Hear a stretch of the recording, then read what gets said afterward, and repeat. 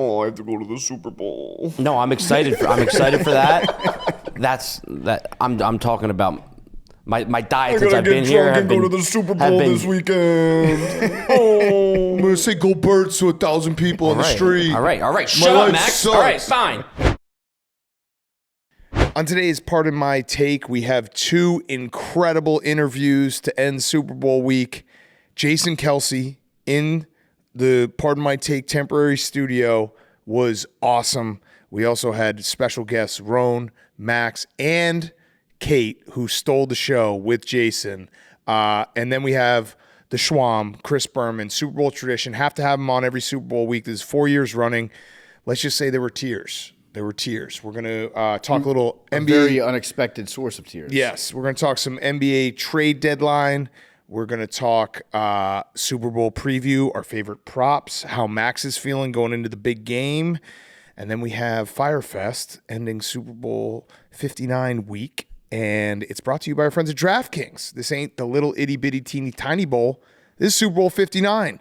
Get on the action at DraftKings Sportsbook, an official sports betting partner of the Super Bowl 59.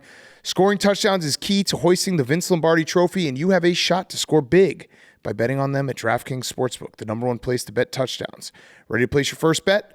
Try betting on something simple, like a player to score 6. Go to the DraftKings Sportsbook app, make your pick. New DraftKings customers can bet $5 to get $200 in bonus bets instantly. Download the DraftKings Sportsbook app. Use code TAKE. That's code TAKE for new customers to get $200 in bonus bets instantly when you bet just $5 only on the DraftKings Sportsbook. The crown is yours. Okay, let's go.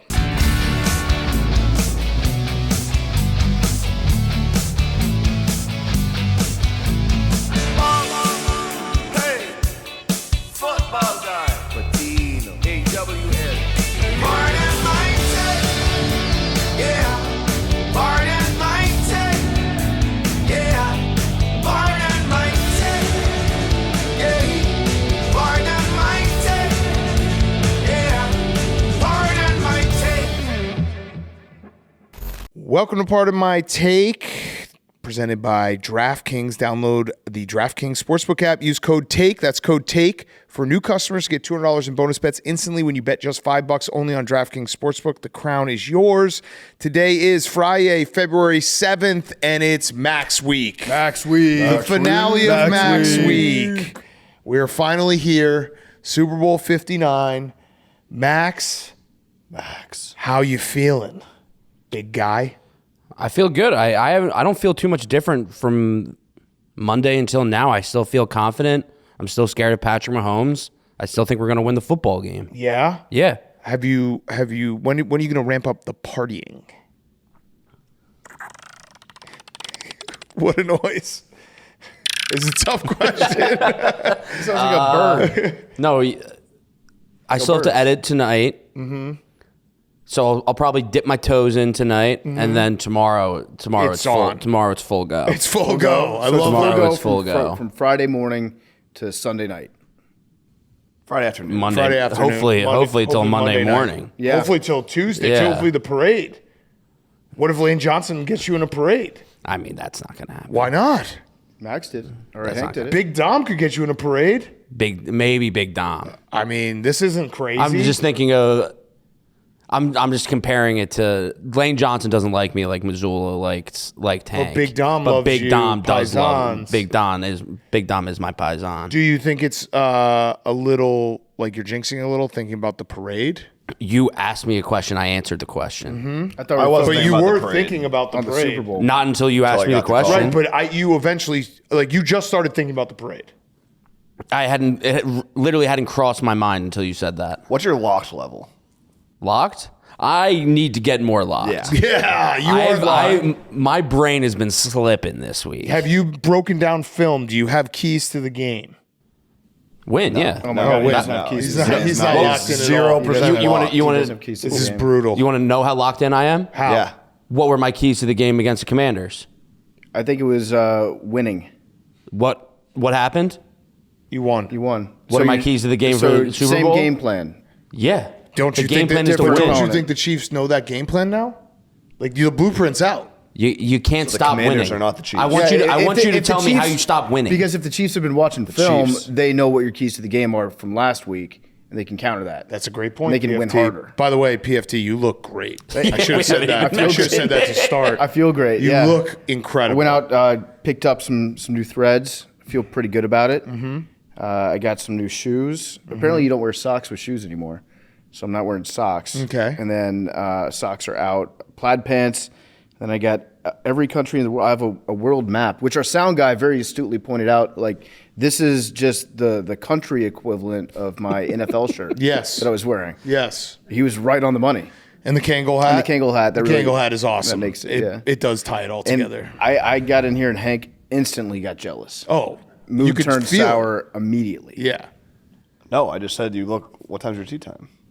That's very funny. Well, you're still. You also made fun of Hank. You were like, you're dressed like a 5-year-old. He is dressed like a 5-year-old. He's wearing off-white shoes and a And he's also and a got the kith kith, shirt, which kind of. So it's like He's dressed like Kith a is cool. 5-year-old. Kith is cool. it was They you don't even trying know to what Off-White flex is. on him, I but know what he's Off-White is. I know what dressed Off-White is. significantly cooler than you. Not significantly cooler than I me. would say. What are you talking Hank about? is dressed cooler. PFT is 100 times swaggier. Hank looks I like would a agree drug with that. dealer in 1989. That's what he looks like. I look like a.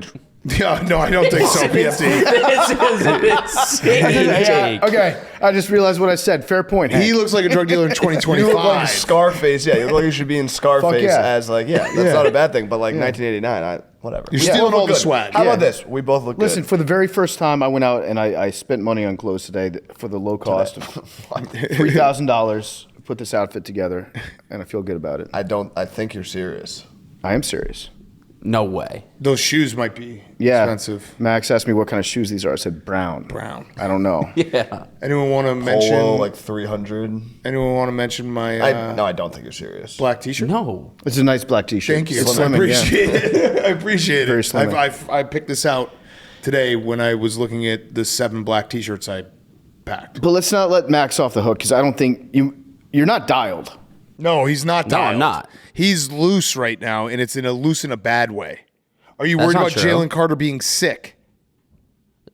Who's sick for 5 days? He'll be fine. Okay. A lot Magic Johnson. Yeah. Fair. I didn't think Also, about the that entire sort of Eagles sickness. locker room, they might be sick too. There's worries that it's spreading through the locker room. It's probably food poisoning. Okay. It's probably the Boston That's boys. still not good. You still don't feel like if you have food poisoning on Thursday, you're not going to feel 100% on Sunday. Will literally ran a 4.9, 12 hours removed from food poisoning. Okay. That also might have been just hungover. Nah, that was food poisoning. All right. So you're not dialed, not locked in. I'm not going to say not dialed, but I'm going to leave room for improvement on the dial. Okay. The one thing I learned this week is the most dialed I saw Max was when we were drunk on Monday. So Yeah. once you get a couple Yeah. drinks in you, That's you'll true. be back. It's Okay. work. This has been work week. It has been work Yeah, week. so- Max, it's really Max weekend is when it's really Max going to turn weekend, into yeah. it. So Max, Max Monday. if you don't have keys to the game, at least show me the path. What has to happen? I've said the path. What do the Eagles have to do? The Eagles, they don't need to start hot because sometimes they don't start hot. They need to be. They don't. Sometimes they don't. Sometimes they're a second half team. They need to be up 2 scores going into the fourth quarter. That's my key to the game. Okay. Would you say that being up 2 scores going into the fourth quarter, it would be easier to do that if you started hot? Correct.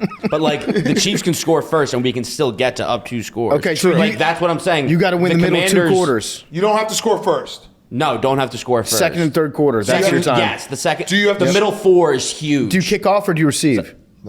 Kick off always. Our you have defense to- so good. Do you have to score second? No, we can score first. No, but do you have to score? Do you could the Chiefs score first and second? Depends on the scores. If it's the field goal. Okay. What about if it's touchdown field goal? Yeah. Touchdown field goal, I would not be feeling good. Okay. Here's the all right. reality of the situation. A touchdown field goal, you can come back from. 10-0, you can do that. But if you start out getting safetied and it's 2-0, that's game over. That's a fact. Yeah, safety would be tough. 2-0 is absolutely just stop the game. Max, is this a must win or can't lose? This is a mustn't lose. Okay, good answer. Yeah. Mustn't lose. We must not Mustn't lose. lose. A mustn't lose. Have you thought about your pregame meal? Yes. Of course. What do you mean? I yes, I have. thought about his pregame. Well, I thought stupidly, and someone rightfully corrected me. I almost just tried to run it back. And I was like, I should get Taco Bell before, and I was like, that's very stupid because we lost that Super Bowl. So I have thought about it, haven't answered it. No decision. It sounds like you've thought more about the parade than the pregame meal. You asked me a question. Right. I answered the question. Have you thought about how many drinks you're going to have in your system at kickoff? Great question. No. You got to know that. You have to know that. Are we going, like, what's the range that you're looking for? That's a fluid situation. I got to see how I feel. He's not that's bad. Because you have to have a plan, because that Yes. means it's just going to be blacked out. Yes, if you have no plan, you're planning on having 20. No. Truly's only. Okay. You're going to get unruly. Yeah, I'm going to be unruly. Okay. But responsibly unruly. Yeah, you're responsibly unruly. Have you and Roan talked about what time you're going to, like, start drinking on Sunday going into the game? No, we have not spoken about that. These are the most details, important parts. man. We are. I do think we're going to be with Lil Sass as well, but he's sitting by himself. Okay. So that's another thing. But these are details you got to figure out. It's like just like you're playing the game. You have to script the first 15 drinks. Right. And you also have to, like, what time are you going to wake up on Sunday? Are you going to sleep in? Are you going to get to the game an hour early? What's the plan? Not locked in. No. This is bad. Good news is you can walk there. So like, yeah. True. I can walk there. I can walk back. You're going to put on the boot? I'm going to put on the boot. I like that. That's good. We've got some preparation there. Yeah, I'm putting on the boot. But we don't know pregame meal. We don't know. I think if you score first, shoey. No, I can't do doing a shoey before. If they win, I promised. If they win, a shoey. Okay. I would do a champagne shoey if they win. You have to think about your night before meal too. Like what's your dinner? What are you going to load up on? Seafood, oysters. Oysters. No, I think come Saturday, no more seafood because I don't want to risk the chance of food That's a good poisoning idea. going into. That's a good idea. That's a really good idea. Going into the game. All right, so you got one detail set. He's He's knows, not going to eat gumbo on Saturday or any No, oysters. I mean, there's It's cooked. the gumbo yaya I could do. Yeah. sausage gumbo. Sausage and chicken, but no seafood because we just can't be having food poisoning. No, we can't. Going into the big game. No, we The can't. Eagles win. Who's the MVP? Who should the MVP should have been? If the Eagles win, you know what? I think it's going to be Jalen Hurts. I agree with you. I think it think has it's to gonna be be Jalen Jalen Hurts. I think Hurts. it's going to come down. Yeah. I think the Chiefs, if we're actually going to break down the game. Well, actually, let's do some national sports podcast stuff, and then we'll Yeah. break down the game a little bit with some props. Yeah, I'll 'Cause check we're out gonna for a do sec. Parlay. All right, check out for. Well, we have some Sixers. National sports podcast news. Virginia McCaskey has passed away at the young age of 102. Gone too soon. Rest in peace. R.I.P. R.I.P. And that's kind of all I got right now. Moment of silence. Moment of silence. That felt good. Her dying? No, the moment of silence. Okay. Yes. It will be interesting to see what happens with the Bears ownership. She did get to see her last game that she watched was the Packers beating the Packers. That's pretty cool. I think 102 is crazy. it by is the way. crazy. For the record, I do not want to be 102. Yeah. I never want to get there. No, I don't either. I feel like unless I own an NFL team, then I do. what if they suck? I still would probably want to be 100. You'd want to be 102 and then go through this season again? Owning an NFL team would be sick, though. It would. Like, you don't want to die if you're owning an NFL team.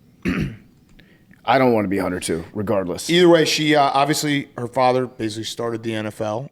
She been the Bears owner for a long time, so she's sad. Well, it's not sad. It's 102. Yeah. Unbelievable life, incredible life lived. 102. I mean, we're in New Orleans. They celebrate death. Yeah. They do a funeral line. I don't know what's going to end up happening with the Bears ownership, but it's not a time to think about that. It does kind of rock. Tomorrow's the time to think about that. It does kind of rock that she said, like, yeah, I'll spend all my money on this new coach, and then she doesn't have to actually do that. Yeah. That's the way to go. Yeah. When I'm like 95, I'm going to make a major financial commitment and then load up on a huge batch of heroin. Yes. That's my plan. Yes. So R.I.P. Virginia McCaskey, 102. Not a drug guy. Not a drug guy. 102 is nuts. It is crazy. Like, I yeah. still... What? So she was born in 1923? Yeah. Holy fuck. Saw World War II. All of it? Saw... The Great Depression. Great Depression. Dust Bowl? Pearl Harbor. Wait, is she older than the Hoover Dam? That's crazy. Probably. Yeah, she is. She's older than Highways. That's That's nuts. insane. She was older than Highways. I did appreciate in the write up. What? That's crazy. That's not computing into my. How is she older than? Well, because Highways? there weren't a lot of cars. Yeah, like Hitler invented highways. Yeah, that's true. So how did people get from one city There to were another? roads, but like in terms of like the full U.S. highway system, that didn't happen until like right after the Great Depression. Right? Yeah, Is Route 6? Isn't that a highway? Yeah. Route 66. sure is. The Hoover Dam. That was after. I think so. 1936 was the Hoover Dam. Yep. Highways. So she remembers the Hoover Dam being built. U.S. Yeah. On 1956, President Dwight Eisenhower signed legislation funding the construction of the U.S. interstate highway system. Think about that, Max. She's older than Highways. That's fucking insane. Yep. All right. Should we talk some trade deadline? I did some winners and losers based on basically just vibes. Okay. So I got real no intel. By the way, our NBA preview will be coming in 2 weeks. So Ryan Russillo will be on for that. We're going to do a full NBA preview. It's about time for NBA to start. Mm-hmm. All right. You want my winners and losers real quick? And again, this is based off vibes. So people are going to be like, you don't know what you're talking about. You might know a little bit more memes, so you can correct me if I'm wrong on any of my winners and losers, all right? Winner, Lakers. Yep. Luka. Also Mark Williams. Even though he gets injured a bunch, they did need a big. That feels like a pretty good trade for them. They traded Dalton Connect and a pick to the Charlotte Hornets. Which that was basically a free roll. Yeah. Because they should have been in the Luka trade. Correct. That was like, oh, yeah, we got those Dalton Connect and that unprotected first should have been for Luka. And like, yeah, we'll just take a shot on Mark Williams, who is injured a lot, but also if he's good, if he is not injured, he's exactly what they needed. I mean, Dalton Connect was good though.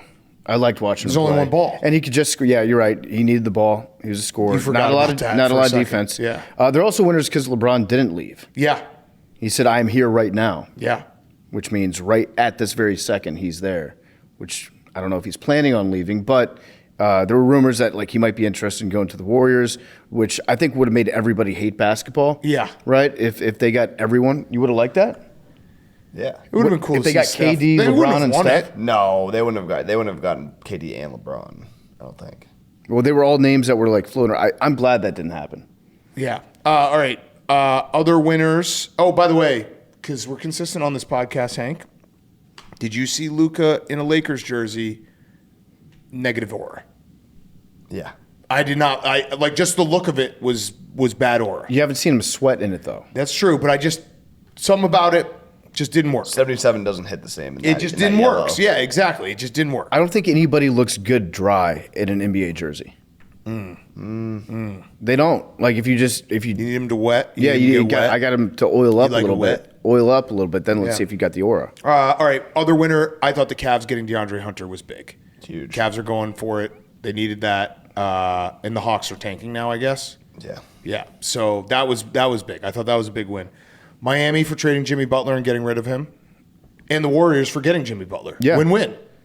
Yeah, you got playoff Jimmy maybe. Yeah. That's going to be. I think if they get to the playoffs, I don't fully understand what the Warriors' plan is. I think it's just Steph's going to have to shoot all the threes because they have less. Like Jimmy Butler and Draymond you think they're going to get don't along? really shoot threes. I think Draymond's one of the bigger losers. You think so? Because the Warriors had a deal where Kevin Durant was going to be going to the Warriors that he basically shut down just because he doesn't want to play with Draymond again. Yeah. So, yeah, that would make him a loser for sure. But I mean, I think the Warriors should be better just because it's playoff Jimmy with playoff Yeah, Steph. old as fuck. That's what I'm saying. He is like- old. I mean, yeah. Steph is 36, Jimmy Butler's 35. But that's why Steph is Miami. still good though. Jimmy Butler's No, but there's a difference between regular season Jimmy Bud and playoff J Bud. Yeah. You know that there is. They might win a series. They're Yeah. barely in the playoffs right now. And Miami wins because they got rid of Jimmy Butler, who was being a bitch.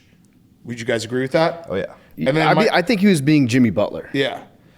Like this is what you expect. Yeah, when that you is have what Jimmy Butler. what you expect. My other winner is the Clippers just because I like Bogdanovich. It's fun to say, And he's yeah. just like, I don't know. I feel like he can get hot. You don't like the Spurs? I think the Spurs should be winners. Spurs are winners? DeAndre Fox, yeah. Oh, yeah. Yeah. De'Aaron Fox. De'Aaron Fox, yeah. I'm they're a a winner. big watcher of his. You could be the Kings. I mean, the Kings getting Zach LaVine for not a lot. could be winners as well. Like the beam. Yeah. My losers are.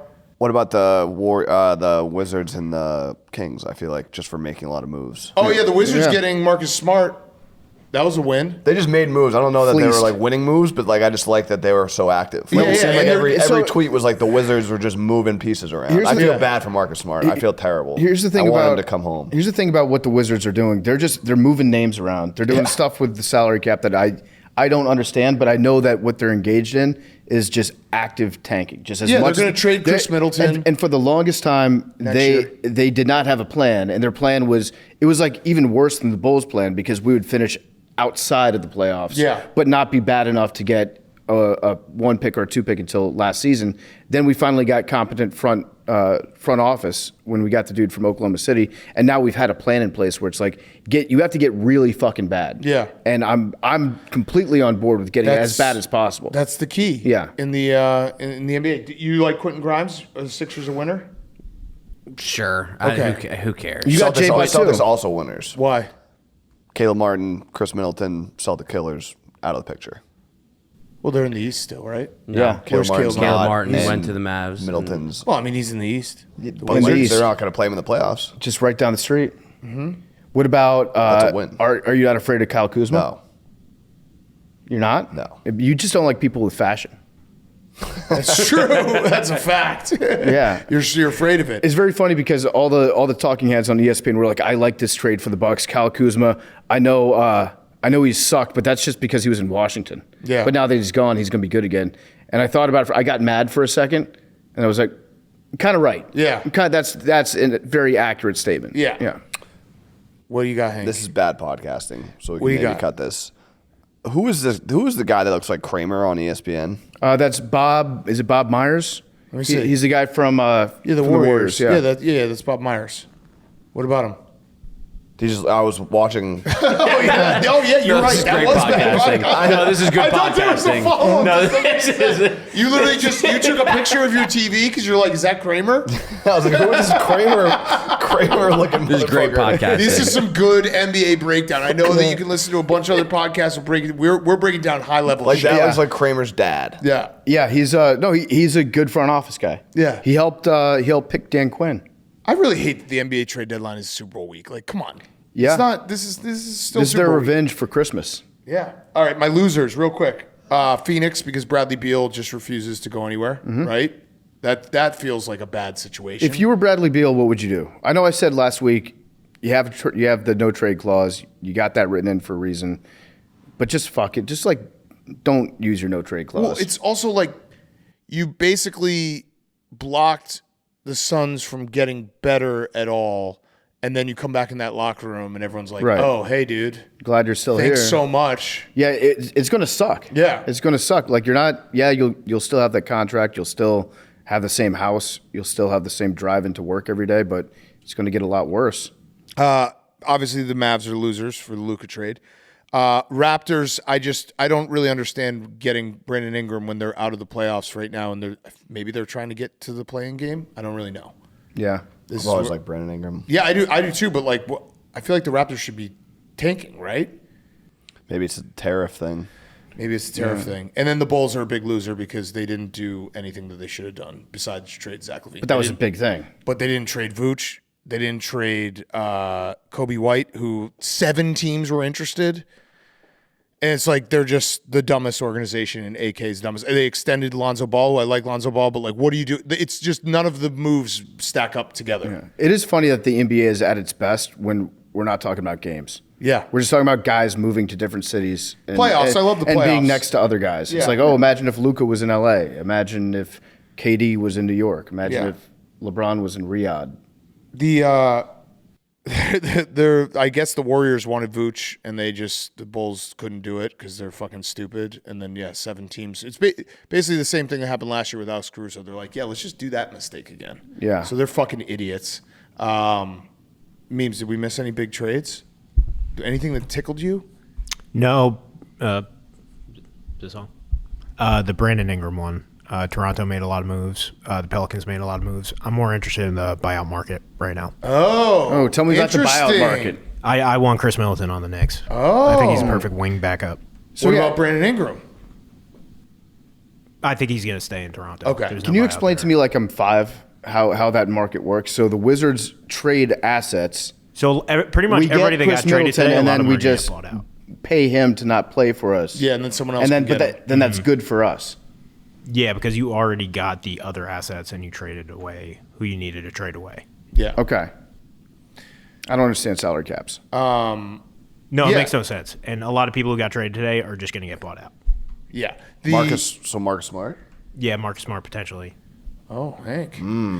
Pretty much the big picture trade deadline is it's rigged for the Lakers, and a lot of dumb organizations continue to do dumb things, and the Warriors are going to have at least be more interesting. Yeah. One last ride for Steph. Yeah, one last ride for Steph. But yeah, we are going to have Russillo on to break down or to preview the NBA. But it's still football season. It's just still football It season. is. We got one game left. Enjoy it. I was thinking about how my brain is going to feel on Monday morning with no football. No, I don't want to think about it. Did you guys see, by the way, Rob Ryan's press conference? No. It was incredible. I don't know if this is bad podcasting, but I can just play it because it was so good. He is, I think, the linebackers coach at USC. He is, yeah.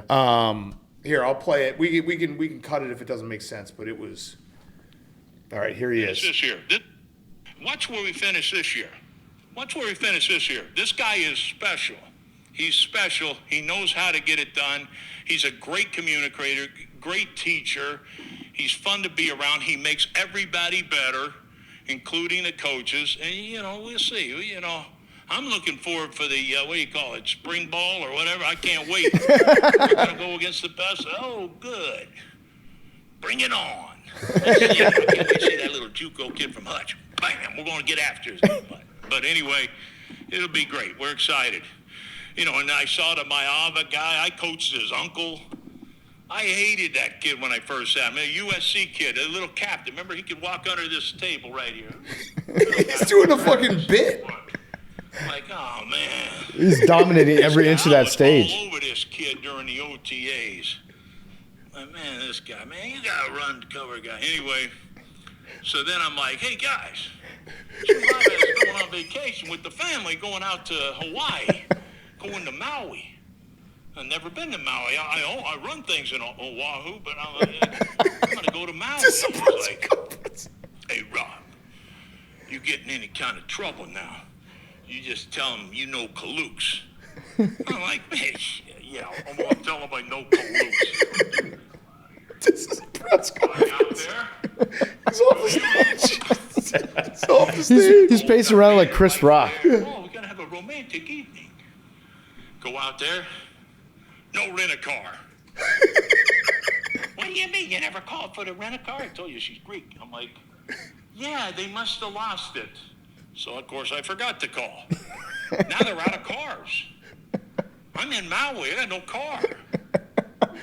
So what do? I know Kalooks. I got a car. Oh, you know Kalooks? Swear to God, hand to God. Kalooks.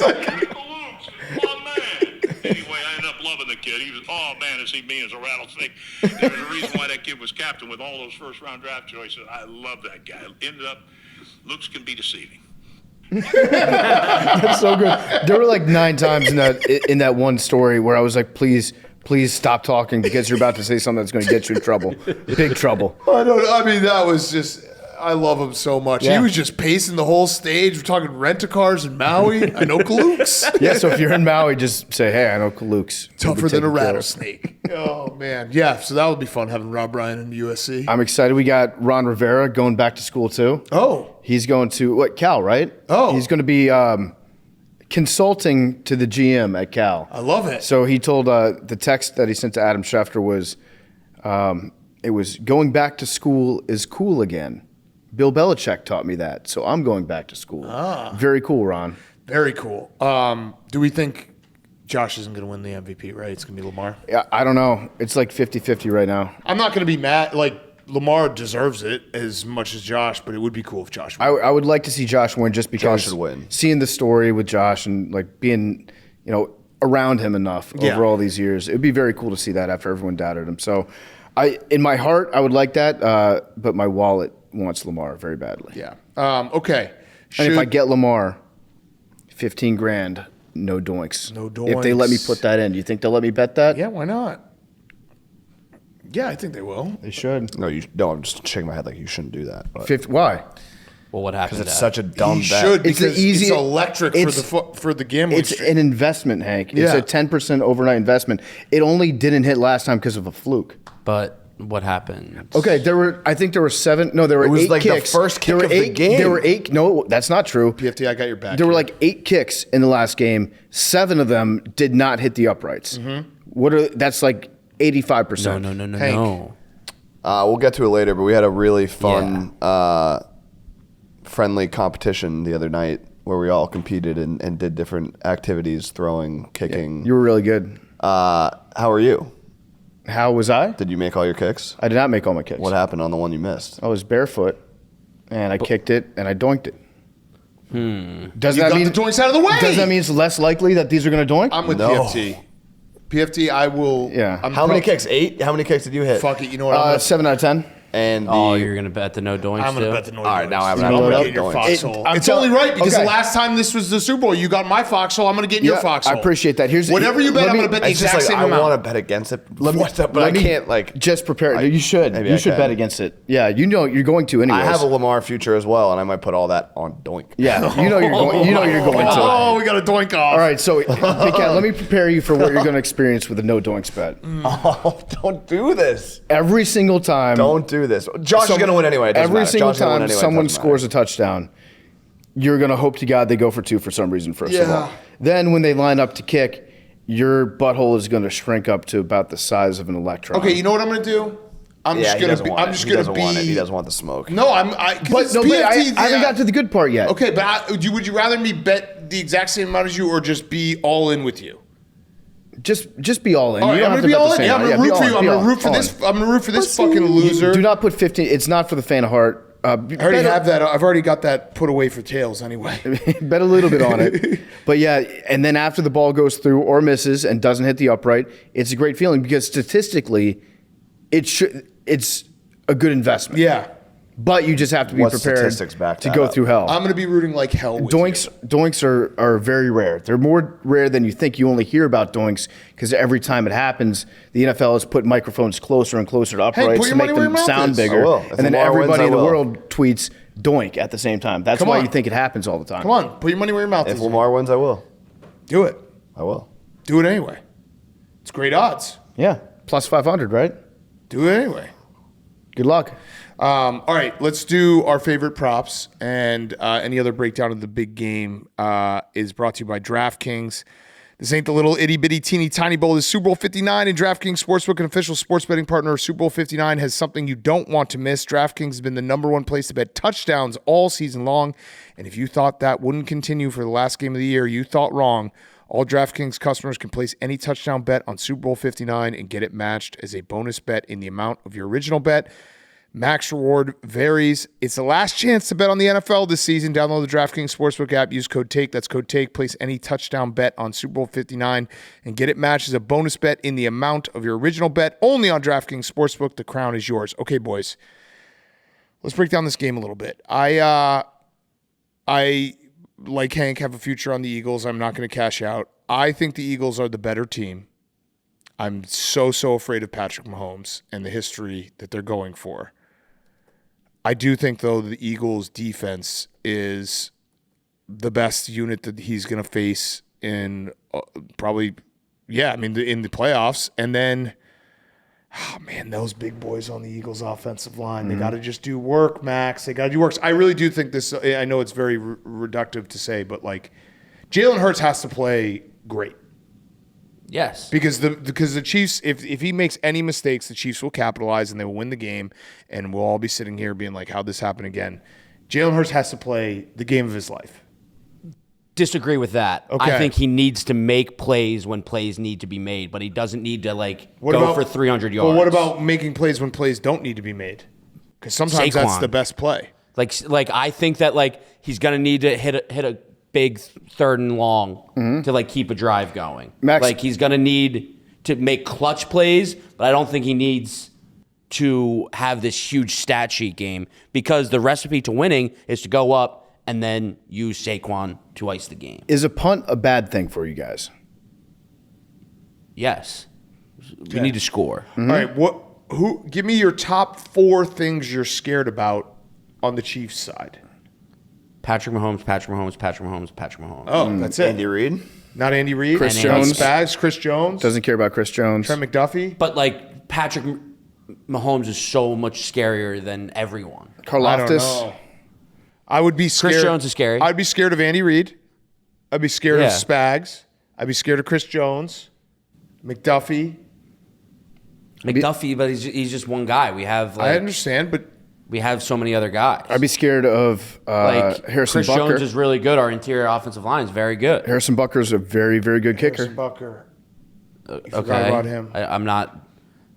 You just. I'm not. He's a good kicker. He can hit a long kick. He's a very good kicker. But if you go into a game and you're scared of the kicker, that's No, not. I'm saying like in an end of game situation. Yeah. If But that's more Mahomes Patrick can Mahomes get getting to that situation. 57-yard field goal, he can probably make that. But I'm more scared of Patrick Mahomes getting them into that situation. Okay, so he makes Patrick Mahomes more powerful. Correct. Yeah. Sure. Yeah. Did you guys hear what longtime Eagles fan, diehard Eagles fan, coworker, All Business Pete said? No. He said, "I can't believe the sound got fucked up again." Okay. No, he actually said that he feels in his balls Eagles by 20. But he doesn't have balls. He got That's true. He got him That's cut true. off. I kind of do too. You do? Just hearing the actual football guys that we've been around, they just keep talking about talent. This is a very good Eagles team. And yeah. PFT likes the Chiefs though. I also think the Chiefs Chiefs are the worst Respect greatness. good team of all time. This team stinks. I want to respect greatness. I don't Like, think this I team need- stinks. They got bailed out by the refs. Well, I 25 know. I need times. you to take the Chiefs. Is what I need you to like. The No, I'm saying I want to respect greatness. Yeah. And what I saw, especially last week in the championship game, a team win by 30 points in the championship game, that's a great team. Great. And you have to respect greatness. I feel better about the Chiefs than I have all week. Put it Eagles, up. Eagles, sorry. Oops. All the logos for part of my take, birds. No. I'm birds. Memes, you birds? Birds, baby. Bird No memes. I've been yelling Five at, across at the board. everyone. Birds. Pug. Shane what is are you? Chiefs. Shane's not Chiefs. Shane, he hates say the Chiefs. Chiefs. He's Yeah. anti-Mahomes. He's a Chargers fan. Ian, Chiefs. Ian, are you homophobic. Chiefs or Eagles? The Eagles should win, but Okay, so he's Say the Eagles Chiefs, say should win. Chiefs. Yeah. Okay, well, that sounds like birds all across. I think the birds are going to win, but I'm going to bet on Mahomes. But for the record, I'm picking the birds. Wait. No. What? You're Wait, betting wait, on. wait, wait, If wait, you're wait. betting on Mahomes, I'm betting then on the you're Chiefs. betting- But Oh, okay. Correct. So, Okay, so good. then your Yeah, pick is we're the done. Chiefs. no, but no, Your pick is the I'm Chiefs. betting on the. I'm Chiefs. betting on the Chiefs. But I'm picking the Eagles. No. What's so hard to understand about that? No. It Okay, perfect. almost We're good. passes because We're of how good. cool that Kangol hat is, but Yep. no. Well, you don't get to tell me what to do. No, you can't. I would the fucking graphic that we're going to make is No. going to say No. bird, Wrong. bird, No, bird, it's going to be our bird, picks. bird. Who It's we're our picking to picks. win the game. Who we have money This is on. the picks and preview Yes. segment of the show. Your pick is what you put money on. Caesar. My pick is none of your business. I want the bird on the graphic. Okay, I'm taking Shane, the Chiefs. Chiefs. Shane, no. Listen, you have to respect greatness. I respect greatness. Listen, we've had this conversation. I mean, if I didn't have this future, I probably would just be like, fuck it, it's Mahomes again. Because last year was the easiest Super Bowl I've watched. Where it's like, I don't care, Mahomes is going to win. Birds. I'm talking Birds. about it's birds. It's got to be birds. Birds are a better team. Birds. They're going to win. And Max is going to finally have his moment in the sun. The trenches are healthy. The trenches. And on Sunday night. The trenches. All right, favorite props. So, yes, say the props that you like, but then you got to pick one that we're going to put all together. Okay. Tails is obviously my first pick of the game. And then the other one I feel very strongly about. This won't be in the parlay unless someone else picks it. Over 52.5 yards for Dallas Goedert. Okay. So those are the two that I really like. I also did bet Saquon over longest rush 24.5. I think it might be 25.5. I bet it literally right after the championship game. which I actually don't even like it that much anymore. But guess what? It's already been bet, so we're gonna ride it. What do you guys like? I like Jalen Hurts over 38.5 yards rushing. I like Patrick Mahomes over 29.5 yards rushing. Okay. And then I saw one earlier. I'm trying to track it down again. It was Saquon Barkley to have a certain amount of yards per quarter in every quarter. Oh. I forget what that number was, but I remember seeing it and looking at it and thinking to myself, oh yeah. And I like Flea Flicker, plus 250. Okay. I also like Travis Kelce to score a touchdown. I think he's going to score a touchdown. Hank? I like the Flea Flicker. That would be my pick for the parlay if you would allow it. Okay. My pick was going to be over 2.5 players to have a pass attempt. Do you not want me to put that in there? Do you want me to put Dallas Goedert in there instead? I don't mind. Whatever you want to do. Whatever you feel best That's about. that's my favorite bet every Super Bowl, over 2.5 players to attempt a pass. But we can do Flea Flicker instead. Because those are kind of Similar. Well, it's Flea just like Flicker's there's better odds though. Yeah, Flea yeah. Flicker's not crazy odds. Yeah. It's similar in the fact that it's like kind of two trick playish. Well, Like we're looking for two trick plays. I know this wouldn't be for the parlay, but one I like because I feel like Andy Reid dials these up in the Super Bowl. We talked about it a lot about how he's got these plays in the vault. Only see him in the Super Bowl. Any offensive lineman to score a touchdown plus 1,600. I like that a lot because when we talked to Lane Johnson, I don't know if you picked up on this, but we said, like, what if you caught a pass? He's like, me? No, not me. Like they might be looking at somebody else that could get a touchdown. Yep. I like over 11.5 longest punt return. Oh. That's fun. Whoa. And I like. Where's that? In the DraftKings Sportsbook somewhere. Because I did bet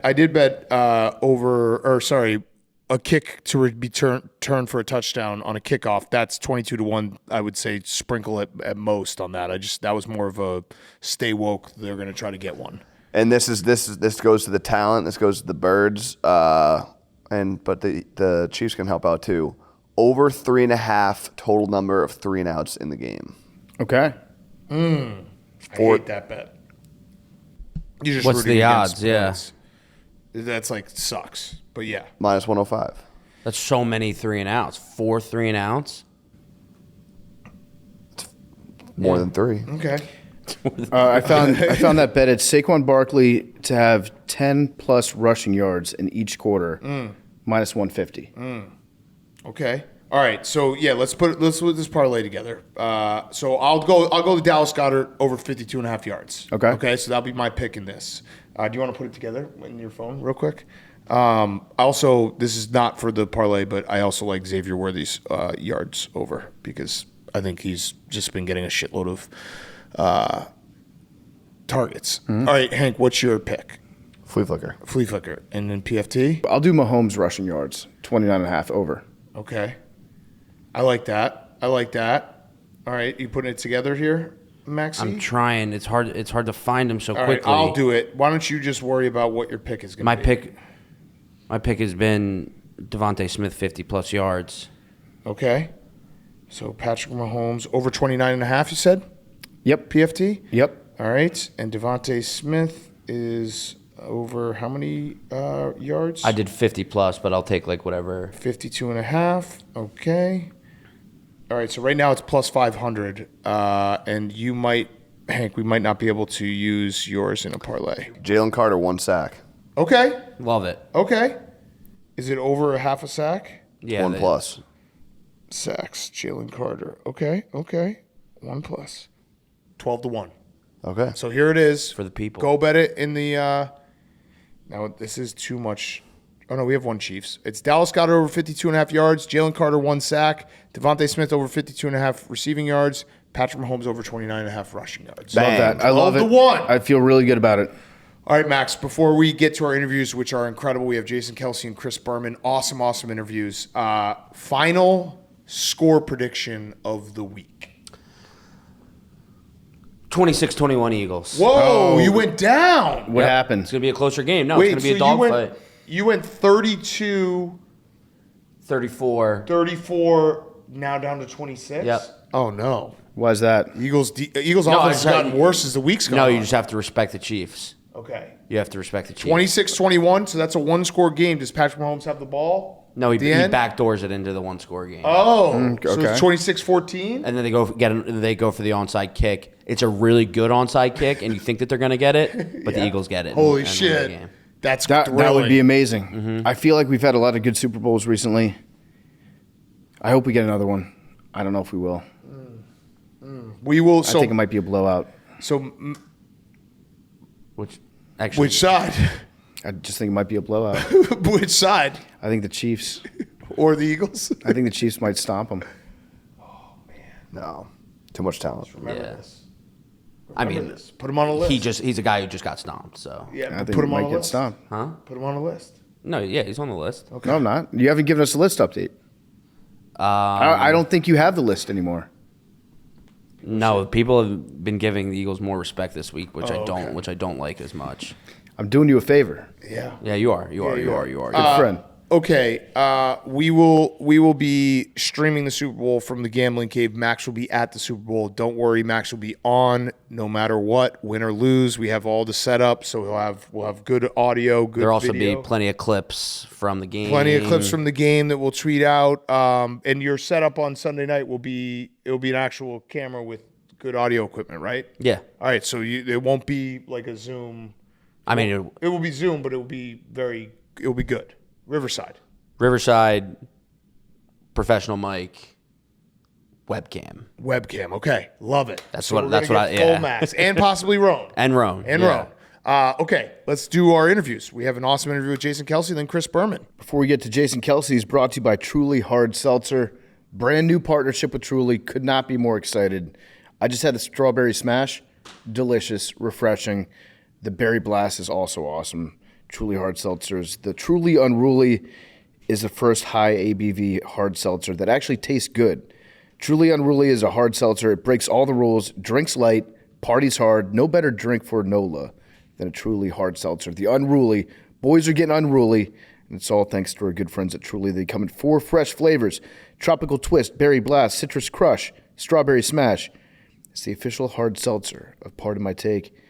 Find Truly Unruly at a store near you or visit www.trulyhardseltzer.com. Drink a strawberry smash and tell them Big Cat sent you. There you go. Because that's my favorite. And now, Jason Kelce. Okay, we now welcome on a very, very, very, very, very special guest. It is Super Bowl champion, 6-time All-Pro, You're not leading off with podcasters? I think it's 7. 7-time All-Pro. I know it's 7 Pro Bowls.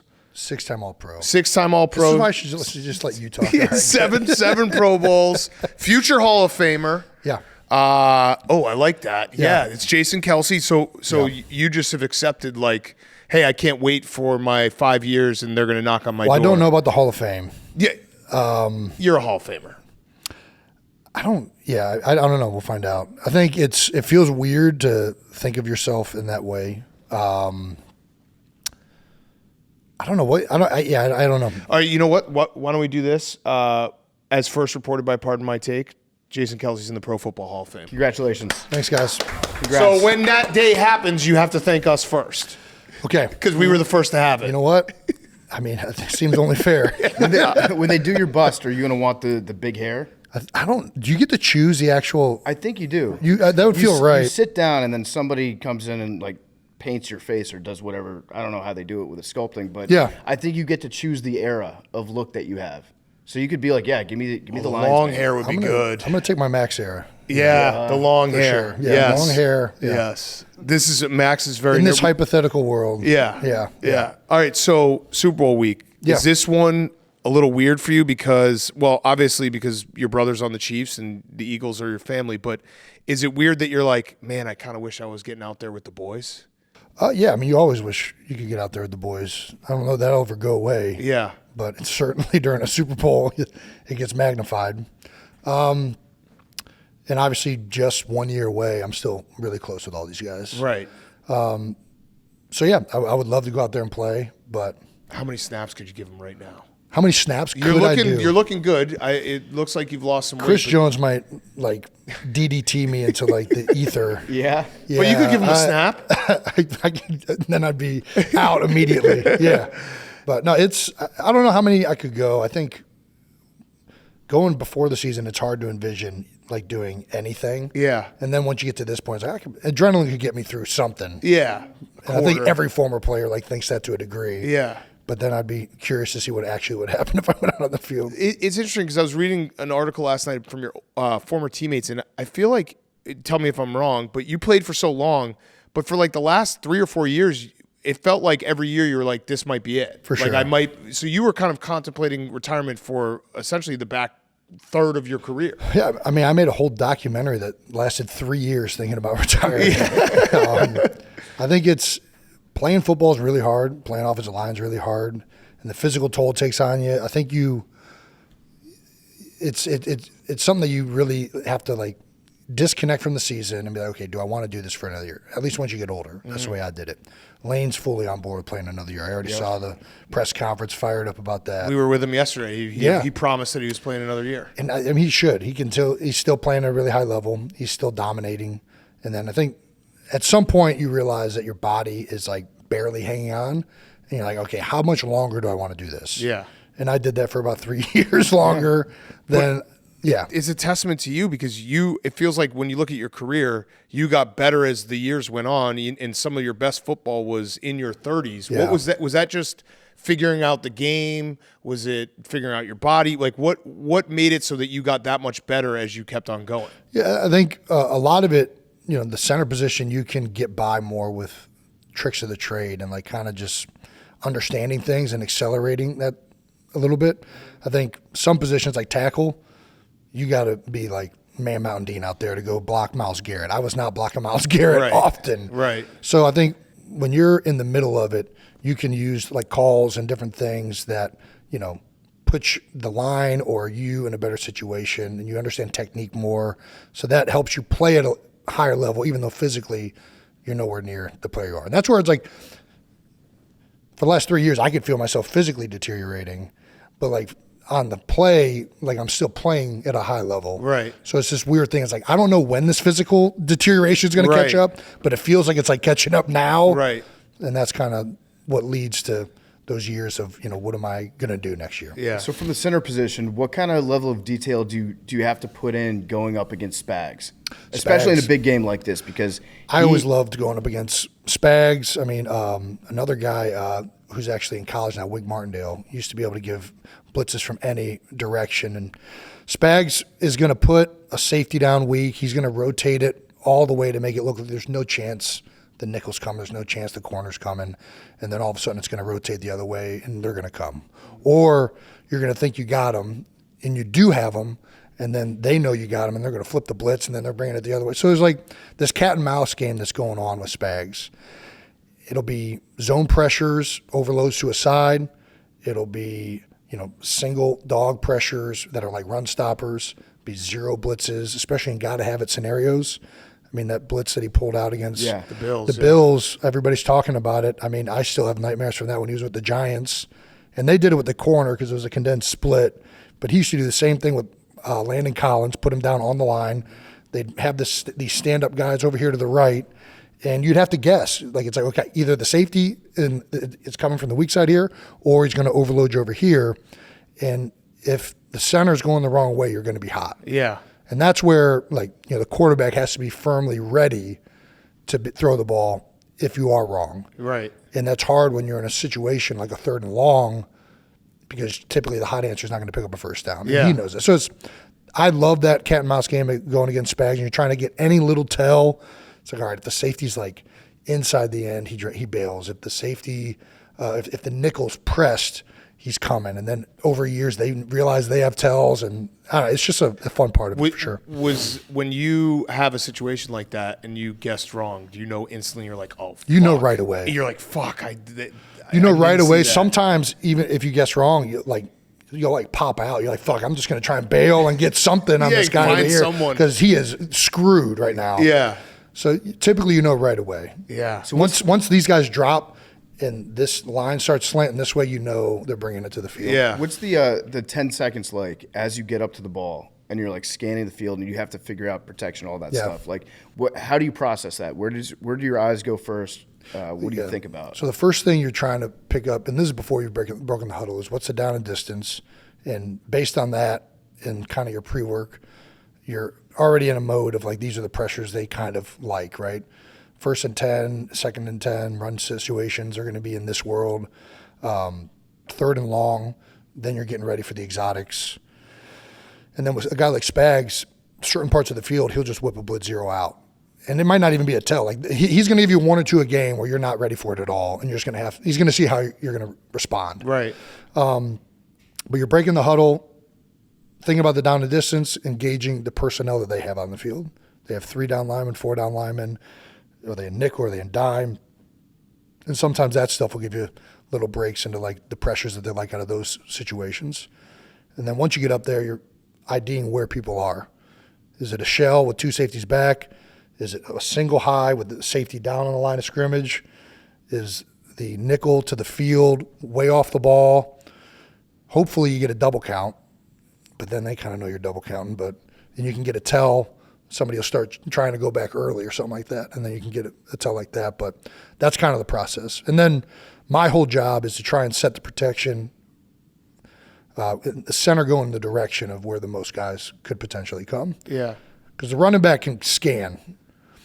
So the only way a 6-man pro, and this is what you're generally in for the majority of, 3rd and long situations, the only way a 6-man pro is going to get beat is if they bring 2 to the side of the backs or 2 away from where the center's going. Yeah. Yeah. And a 4 down front. That's good. Sorry, I know that we're no, getting I into the love weeds this here. shit. I like So- this. yeah. 'Cause we don't know about this as fans sometimes. Sure. And I don't know. Maybe it sounds like you really put yourself into dedicating your prep to this type of like understanding, and your routine that you have to get in. Do you think there's some centers in the NFL that just go up there and they're like, oh fuck, I have no idea. I'm just going to try to kill the guy that's closest to me.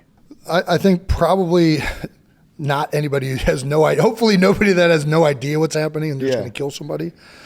I think the position requires a little bit more than that mentally to be good, because part of it's not even just – one of the things I loved about centers, it's not just your job. You're responsible for helping other guys play better. By just making a call, you can make the quarterback better situated. You can make the right guard in a better position to block whoever, right? Yeah. And you need to embrace that to be a good center, in my opinion. But I think there's differing degrees of control that centers have. I had a lot in Philadelphia, and that got built up over a decade plus of playing there. When I first got there, Michael Vick controlled the vast majority of it. Mm-hmm. And I was like, hey, I'm going to start this with like what the rule in the playbook is. We're going to go to the mic, and Vick's going to do everything off of that. Mm-hmm. And then my next year, they give you a little bit more, like, all right, because it's hard for the quarterback to know all of those different fronts and everything. They can read coverages and all that other stuff. So the best situation is when the quarterback and center are on the same page. They've talked all week, and they know, what each person's looking for. Yeah. And I think that the older you get as a center, the more leeway you get in helping the quarterback out, because that's, at the end of the day, our whole job. Yeah, and I mean, a part of your career that was so incredible is the amount of games that you played, not missing a lot of time. I think it was 150 starts in a row, something like that. It feels like you know my career better than I do. But my question to you is that we talk about offensive line play all the time, and a team gets ravaged by injury and they're shifting guys, and even like the Chiefs right now, Joe Thuney's going from guard Shout out to Joe tackle. too, man. That's incredible, fucking insane. So how long? Like, at what point do you, when you're working with people, do you feel like, all right, I know what they're going to do. We can all the sum of the parts becomes even better because we all know each other so well and we can team block here. Versus when someone gets thrown in, and you're like, all right, fuck, this is going to hurt us here. I think it depends on how many new guys there are. There's a level of communication that's verbal, but there's also a level of communication that you kind of just understand. And that's kind of like where Pat and Travis are on that page, right? Where, like, at this point, don't even need to tell each other. Like, this guy's outside leverage on this play. I know Travis is going to do this, even though he and I haven't even talked about this. We just know it's going to happen. Right. And offensive line's the same way. It's like, okay, when this look happens, I know my right guard's going to do this. Isaac Seumalo's going to do that. And when Isaac's not in and there's a new guy, you have to over-communicate what's about to happen. That makes sense. And that's hard to anticipate when there's a new guy in there. Yeah. But generally, like, if there's 2 new guys on a side, that's when I get a little bit concerned. Yeah. Like if you plug a guy in just at one person aside, generally that communication gets ironed out because there's like continuity between the center and that side. Yeah. When there's two new guys in a row, it's like, okay, now we got some room for some communication to break down Yeah. here. And that's all it takes is a little communication. You're Makes a fucked. big deal. I mean, half of, the run game, passing game, half of it is just like everybody being on the same page. Yeah. If you're not on the same page in the run game, you're pretty much fucked. If you're not on the same page in the pass game, you're fucked. So, like, that's the most important thing. Yeah.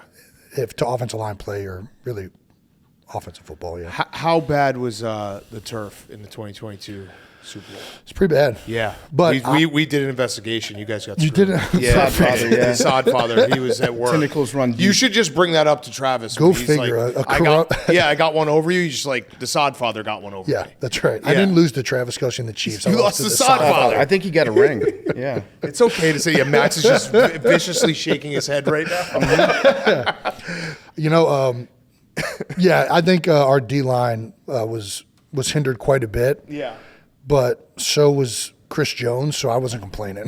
Well, no, they knew. The Sodfather worked for the Chiefs, so they knew. They were wearing the right spikes.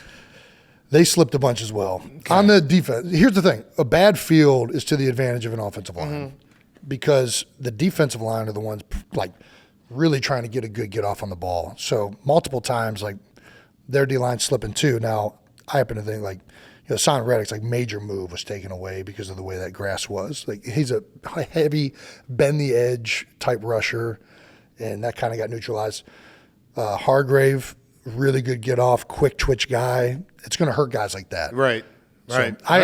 So I played Chris Jones in that. I also played Ndamukong Suh and Nick Fairley in the snow in Philadelphia. yeah. Love that. Yeah. I played Ndamukong Suh like 4 years later when he was with Miami or something like that.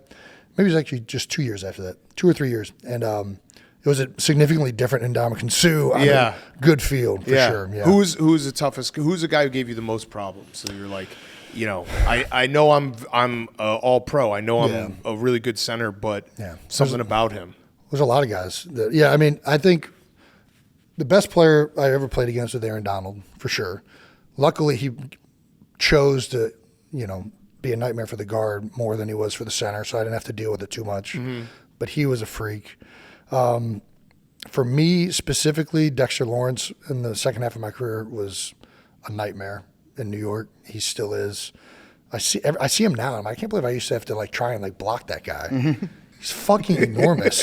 He is, and he's not even big. When I first came in the league, Vince Wilfork was the big guy. Yeah. Haloti Ngata. Haloti Ngata. Yeah. But Dexter's he almost looks like a basketball player, just ballooned up. He's like an athlete. Yeah. Looking. It's crazy, but he was great. Still is. Snacks Harrison, who probably if you're not a Giants fan, you might not even know, but he was really good. I was always, for some reason, not the best guys sometimes gave me issue. Puna Ford, I don't know if you familiar.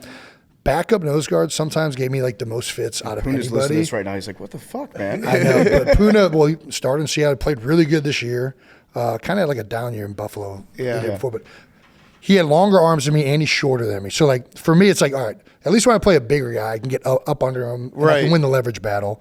And then if I play a shorter guy, it's okay. At least I have longer arms. So when you play somebody shorter with longer arms, I've negated every technical advantage I have. I have no mass advantage. So it's that's a great answer. Puna Ford. Yeah, Puna Ford gave was me the Kelce issues. stopper. He was. I hated blocking Puna. I love that. So with the last Super Bowl, I'm more interested in how you went about scheduling the next podcast after that. Who sent the first text? And it's hey. It's probably intern Brandon. We should probably record. In a very softly worded, hey guys, not sure if you guys are aware, but we have the podcast recording coming up. Yeah. I mean, I was ready to do it. It sucked. It was the worst podcast for me. Losing a Super Bowl that you're playing in is by far the worst feeling imaginable because it takes so much to get there. One of these teams is going to be fucking heartbroken. Right. That's why that's where I'm in a weird situation again where there's a lot of people I care about on both sides and that somebody's just going to be absolutely fucking devastated. Right. And it's on some level, like you almost wish you lose the championship round or some other round. It was great. It was great for me this year. I love it. Thank you. Well, and the Commanders, they're playing with house money this year. There's like zero expectations of that happening. Okay, so I get the house money argument, but at the same Yeah. time, there's a lot of guys that get to the NFC Championship or AFC Championship that don't get back. So it's like when you're there, you want to win. But I am glad that we got our ass kicked. That's way better than losing a Almost close game. you lose on a call or the Bills. Yeah, every time. It's funny you say because the year we won the Super Bowl, Brent Selleck actually started that year out saying he went to the NFC Championship. I think his second year in the league. It was either first or second year, and he just thought he'd go back Right. like every year, and then it took him all the way to like year 13 or whatever it was, 11 to get back to the Super Bowl. So, yeah, don't take it for granted when it's there. It's hard to get those teams together. It really is, unless you have like a perennial quarterback, which I hope. maybe. Yeah. He looked pretty good this year. Yeah. I don't want to jinx it, but yeah, he's pretty fucking awesome. After a bad loss, what's the time frame for like friends and family to text you? Because we've been lucky enough to do this a long time that we know a bunch of these guys. Yeah. And I always am like, I usually give it a week because like I don't know how, like, if you text someone like a day later, like, hey man, that sucked. Day later's good. You think so? I feel like because everybody's texting them the day of. Yeah. The day of is wrong. The day of, it's like, first of all, there's a lot of texts happening. Yeah. You're still like pissed off and don't want to respond to anybody. Right. Next day is a good text. 'Cause Okay. emotions have kind of come down. Sorry, like what's the stages of grief? You're like in that Denial. Denial is happening the first day. Yeah. Second, what's second stage? Maybe acceptance. Yeah. I think you've started. Oh, that's probably at the end, Yes. right? acceptance is the end. there's like anger. anger. Anger's in there. Anger is definitely in the Bargaining. first day as well. Yeah. Bargaining. Yeah. Bargaining. Like the Bargaining refs fucked happens us. bad. Yeah. Sodfather. Because you start thinking about like all bargaining in like the stages of grief for the Super Bowl loss is like, man, if I just would have did this or if I would have did Yeah. that, and that's what's happening really, especially the second day. 'Cause Okay. you're like, God damn, I could have won the Super Bowl if I just would have done this. Right. Like if I would have did that, we would be Super Bowl champions. And everybody was like, Mark Andrews is doing that with the loss this year in the playoffs, right? Yeah. And he does it, negates everything else he's done for the entire season. Right. His entire existence as a Raven. He's like thinking about that. And every other And I've mistake that been everyone there. else made Yeah. in that game. Everybody's thinking about it. It's like, just don't make the last mistake. Yeah, that's a big one. Yeah, that's because that's what it for everybody everyone out remembers. there. Yeah, everybody remembers Bradford with the holding call on Juju Smith in our last Super Bowl. Yep. They don't remember me fucking up a blitz, on 3rd and 5 or Right. whatever, right? And Sounds like you remember that. oh, I remember it. It haunts me very much. We're to doing this some day. bargaining right now. Yeah, fucking spags. Yeah. So I've been bargaining for that for a long time, but I think so. That next day text. Okay. Is good to distract that person's mind from thinking about all that. Yeah, because I don't know. I mean, that's just it's got to be. And then the element of Travis, has he rubbed it in your face at all? He's Does been he a do good that? brother. He has not Okay. rubbed it in my face. He at Would some you point have rubbed he it in will. his face? I don't think I would. No. Come on, I mean, you're the older brother. You can kind of I think. Well, let me put. Now being on this side of it, I definitely would not do it. Right. Had I never experienced what it feels like to lose a Super Bowl, I still don't think I would have done it, man. Okay. It's a freaking downer. It's a big one. yeah. But if you had played another year and then you somehow beat the Chiefs in the Super Bowl, then you would rub that in his face because he For already sure. got one on you. Yeah. right? If we were 1-1, then it's like all fair play. Yeah, for Let sure. it fly. Yeah. that makes sense. It's really hard to rub something in Travis's face when he's better in like every facet of the career you chose to go into. Okay, when you put it that way, okay. You're a much better Yeah. dresser than he is. Yeah, that's right. You drink more beer than him, I assume. I actually, You know what? He can down some beers. Really? Now. Yeah. Shit. Yeah, he's very good. You gotta have something. I think I always can hang my hat that I'm the older brother. Yeah. And Your that- mom's gotta love you the most. The mom definitely loves Travis more. Oh, shit. You got nothing. God damn it. This came across my timeline the other day. This is Travis back in like 2015, maybe 2016. Do you remember this? When he went through like his kind of meth era? What is that? I It don't looks know. like he's going to like a shop class. Look at that. That's crazy. Eye protective. Yeah. He's got that the a Bunsen thing? burner out. Yeah. I mean, Trav has always had some pretty amazing style. Yeah. But yeah, so you were just saying earlier how, getting away from the NFL, you weren't sure if your body could do it. It's a lot of pain, a lot of stuff that, aches every single day. Is it harder being a podcaster though? Yeah, It's my back hurts way more podcasting. Yeah. I'm seated more. Yep. Yeah, like I feel awful every day. Yeah. They're If gonna- I don't work out, I feel worse than when I did playing football. Oh, I don't work I'm out. not I always making feel that bad. Yeah. They're going to do a study on podcasters. I think it's going to be like they're going to have to make a movie about it. It's going to be an epidemic. These of- guys, they really put their lives on the line. Yeah. Watching football 12 hours every Sunday. Like This their brains don't sedentary work. lifestyle. Yeah. This is if CTE is from repetitive hits to the head. Yeah. What's the podcaster's brain function where they just never got their heart rate up enough to get the blood up to the head? Yeah, exactly. Yeah. Yeah, I'm never operating at 100%. Slowly strangling yourself. Yeah. Wait, so No oxygen. Travis doesn't give you shit about the Super Bowl. Does your wife give you shit about her podcast being more successful than Oh, yours? all the time. Yeah. That sucks. Yeah. Hey, it's all going to the same account. Yeah, that's true. That's true. It's a team win. Yeah, right. It's success across the board. Yeah. It seems like you guys enjoy it. You guys are crushing it.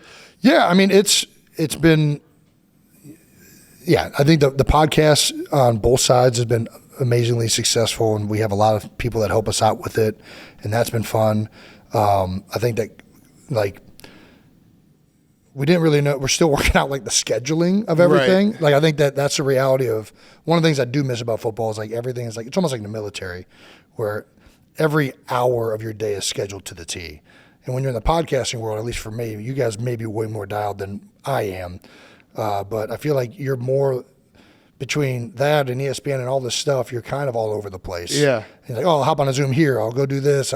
We can get this guest at this time. So yeah, I'll be there for that. And I think that when we're both in that kind of realm, we've kind of had to figure out how do we like bring organize to this chaos a little bit. Right. So that's been a new experience. But Is there a part of you that's like, you're busier than you were when you were playing football? I'm You're like doing everything. I'm like less busy, but I'm more inefficient with my time. Okay. Like, I That's feel the like- podcaster like Yeah, right like there. in the football, credo. like every second of your day is busy, or that you're working for, and you're amazingly successful at utilizing your time.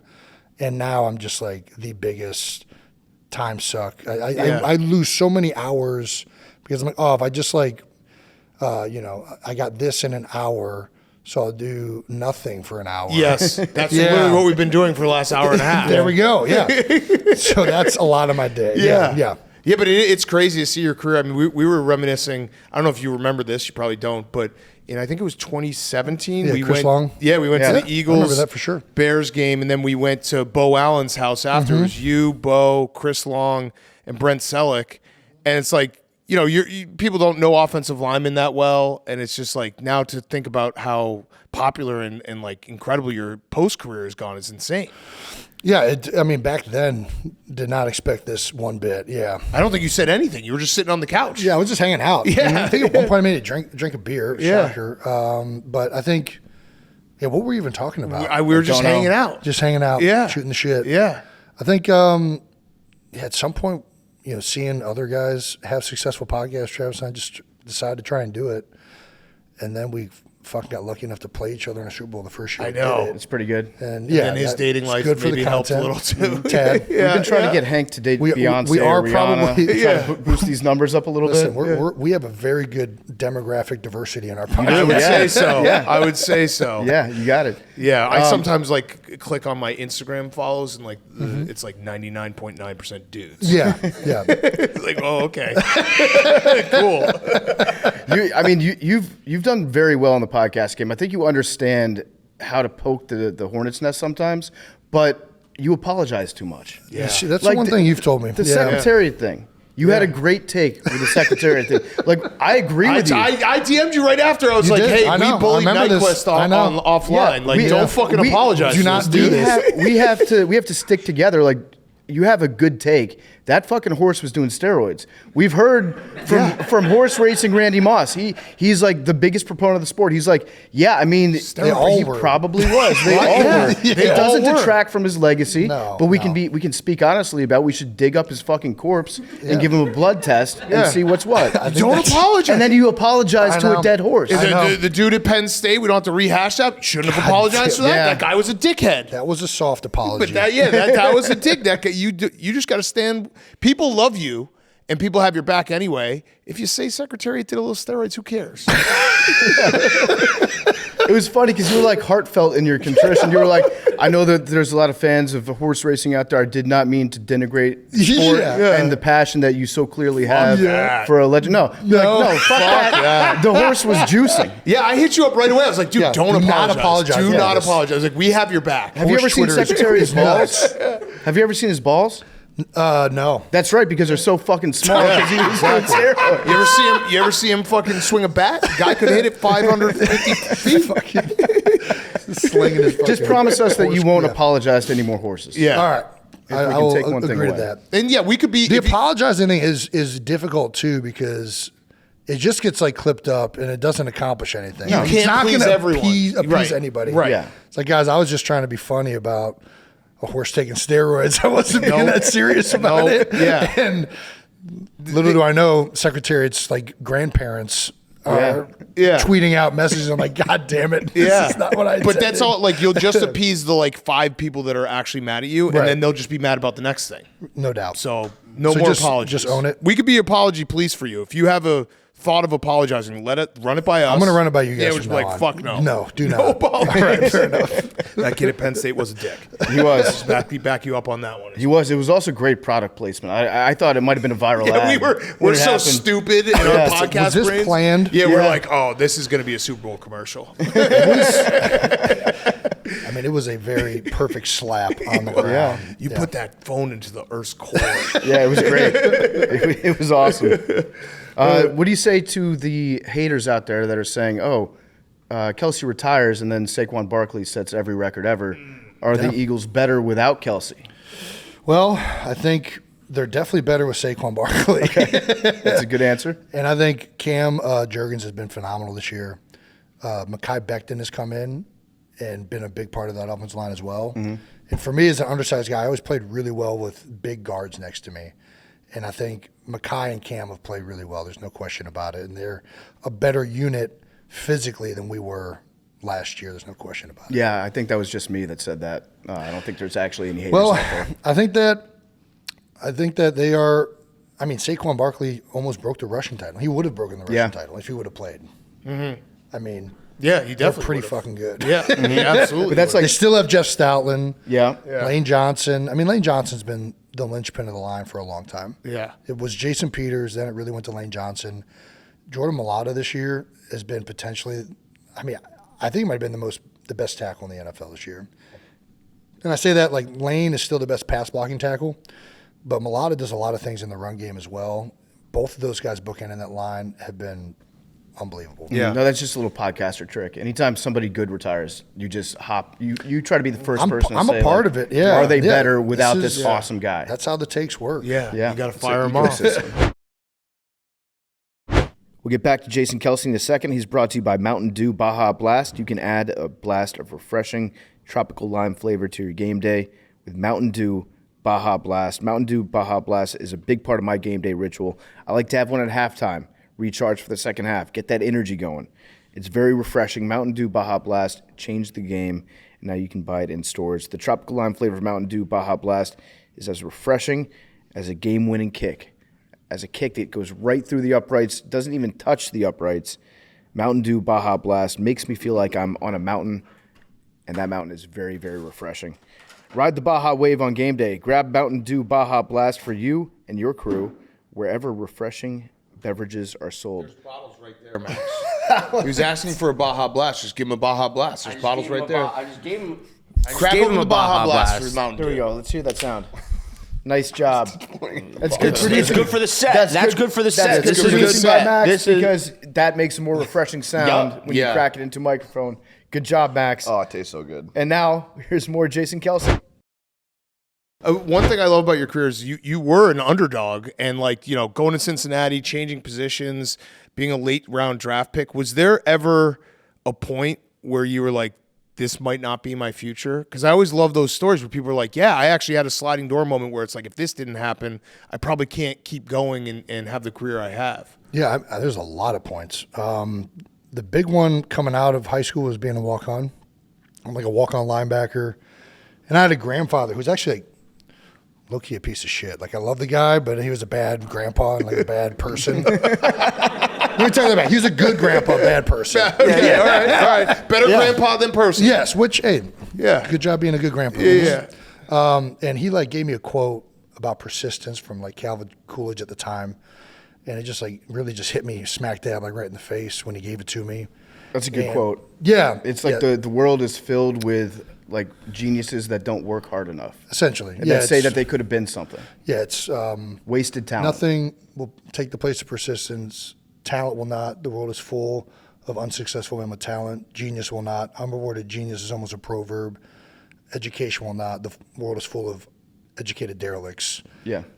Persistence and determination alone are omnipotent, right? So it's basically like, don't give up, you pussy. Yeah, That's what he was right. kind of telling me. Right. And it was just a great quote. And I had like a lot of like Division II offers and like a lot of Division III like places I could go. I was like, you know what? I'm going to go try and walk on a Division I program and see if I can't hang with these guys. And ended up going to Cincinnati. Then I really just got in a lot of fortune, to be honest with you. Like Paul Longo. Sorry, beer's getting me. Paul Longo was a strength coach that came with Brian Kelly, and he's a guy moving offensive line. If he would have never came to Cincinnati, I don't know that I've ever been moved offensive line. You're right. Because I had never played the position. I didn't know how to fucking do it. And he was like, hey, I've done this. He did it with Joe Staley at Central Michigan, and then he did it with me in Cincinnati before I came to Philly. And it that kind of sparked everything. Yeah. Got a starting job in college, then you're undersized. I got lucky that Howard Mudd came to Philadelphia, who worked with Jeff Saturday at Indianapolis, liked undersized offensive linemen, so he drafted me and Howie Roseman. And then I got fortunate to work with Jeff Stoutland, who's been the best offensive line coach in the past decade in the NFL. So it's like, it's kind of fucking crazy how really just that one little stupid quote led to me walking into like the most fortuitous situations over and over again, even though everybody else thought I was terrible or didn't think I'd make it. I kept getting these situations where it's like the right person kind of believed in me. I love those stories though, because it's, I think there's the one thing I hate when people get very successful and they're like, oh yeah, I'm just more talented than everyone. Yeah. It's like, no, there has to be Well, what do you lucky do with that? breaks. There has to be people that believe in you along the way to get to where you're at. And it's really cool to hear like all those people along the way. For sure. And nobody's so talented that they did it on their own. Right. I mean, I guess maybe Myles Garrett, but Maybe Miles. It could have been. it was like, I think Arnold in his like new book, he's like, I'm not a self-made man. I'm the opposite of a self-made man. There's a bunch of people that helped make me to be like, this successful. You're right. And I think for sure most football players are like that. Most coaches feel that way because you realize how, especially in football, like there's so many different things that you're relying on to do your job. When are you going to start coaching? When are you going to be the assistant offensive line coach for Stoutland? Is that in the future at all? Because I mean, that would part of me would love to do that. Yeah. But that would be a significant pay decrease from podcasting. Podcasting pays well.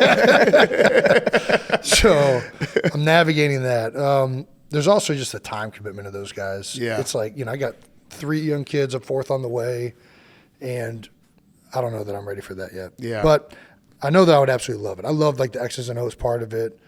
I love being with the guys. That's the thing I miss most about, like, do I want to play in the Super Bowl? Yeah, I want to play in the Super Bowl. I want to be like with the guys. That's what I want. You know what I mean?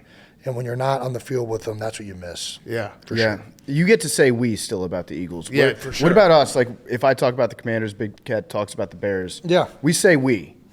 We feel like Mouse we're in on your the pocket? team. That's what. Is that cool? I'm fine with that. Well, I say As long they as you when they guys are suck. legitimately, I you say have to they be when they full suck. in. Yeah, no, I say they no. when they suck. No, Well, I then, But I do They fucked up. I do catch myself every now and then being like they when it's going bad. I'm like, Yeah. wait, you got to stay consistent. Yeah. I think I might have said they early on in the Eagles season when people were down this year. Man, they're really not doing this well. They suck. One thing that gets said about you a lot is that you're a better person than you were a football player. People say that about me. Yeah, they say that about you. Do you realize you that's- making this up on the no, spot? No, this is, I've seen a lot of quotes. Like, he's an incredible person. But do you realize that's bullshit? We're here to tell you that's bullshit. This is why I'm here. Is Because that would make to be you fed like honesty. like you're one of the top. I don't know if you're in the Hall of Fame. I don't know how many people are in the Hall of Fame, but one of the top 1,000 guys ever to play football.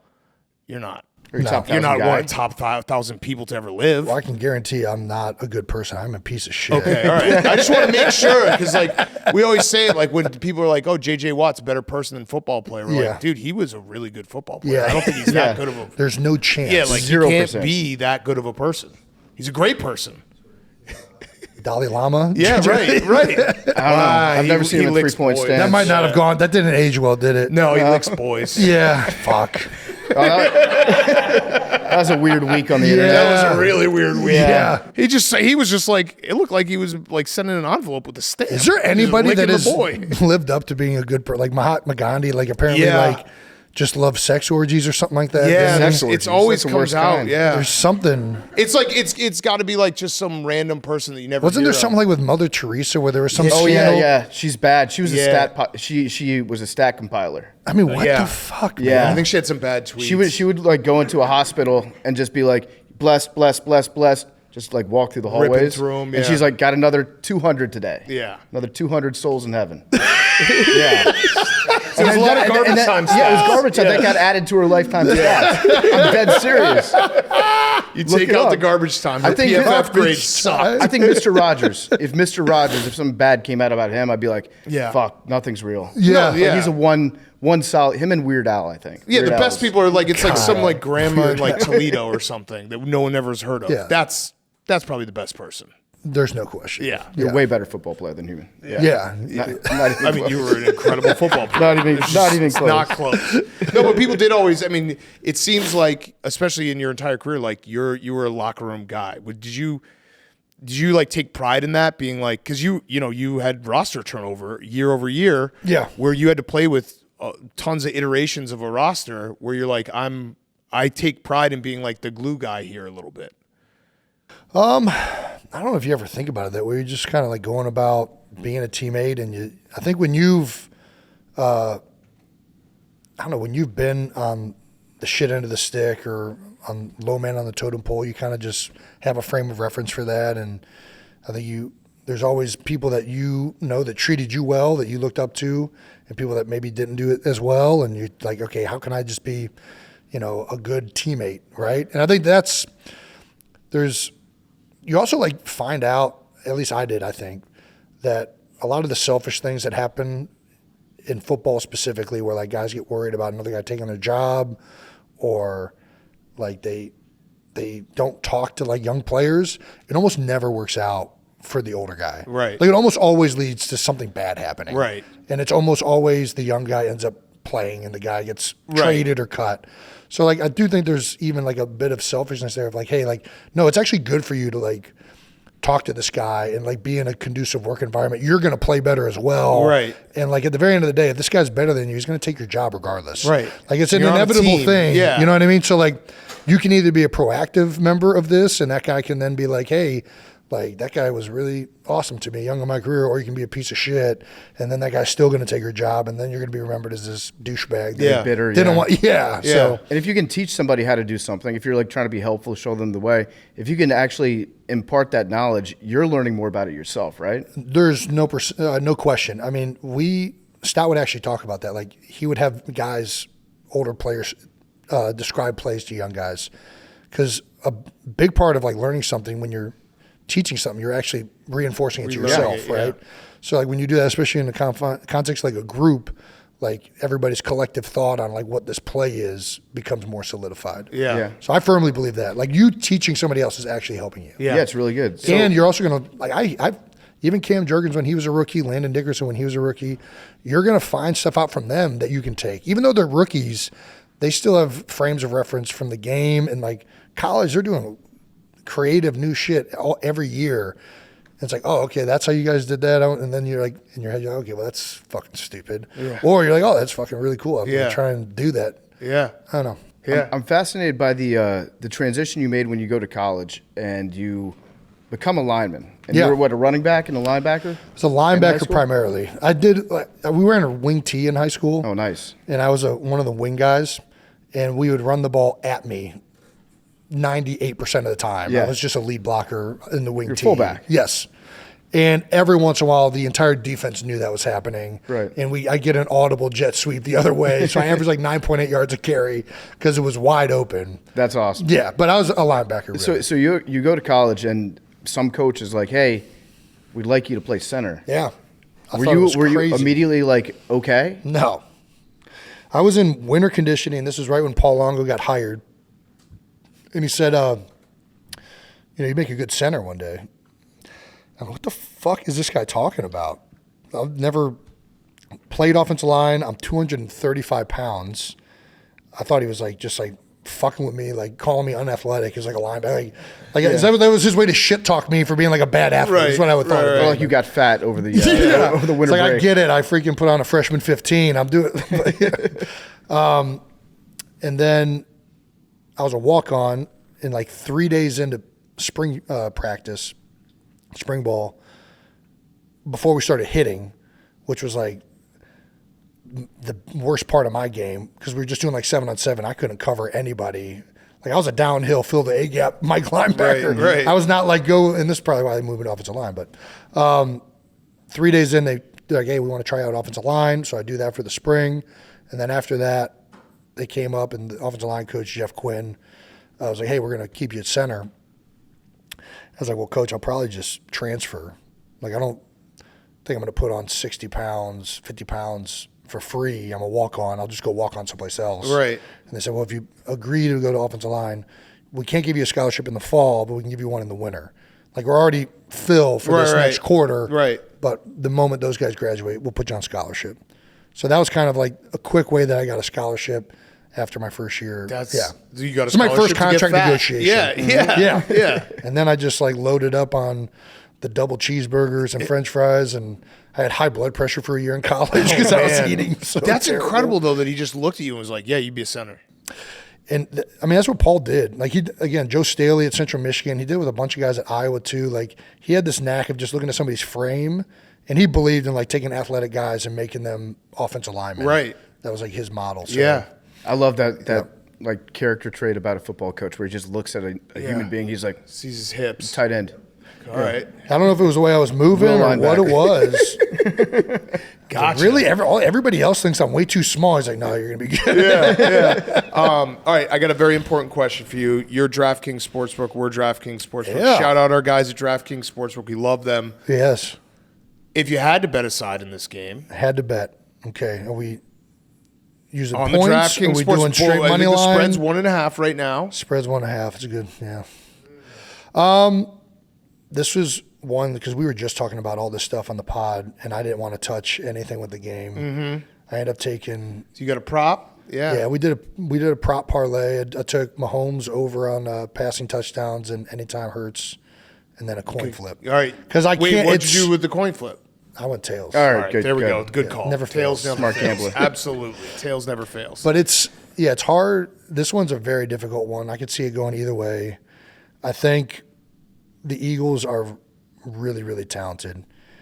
But if the game's close, It's Mahomes. it's always just like the Mahomes and Mahomes Travis factor. Kelce. Seen it before. Like it's Mahomes, Andy Reid. They've been there so many times. So I could see them getting out to a big lead and having a controlling game, the Eagles. But I could also see it being really close because they got Spagnuolo. They have a really good defense.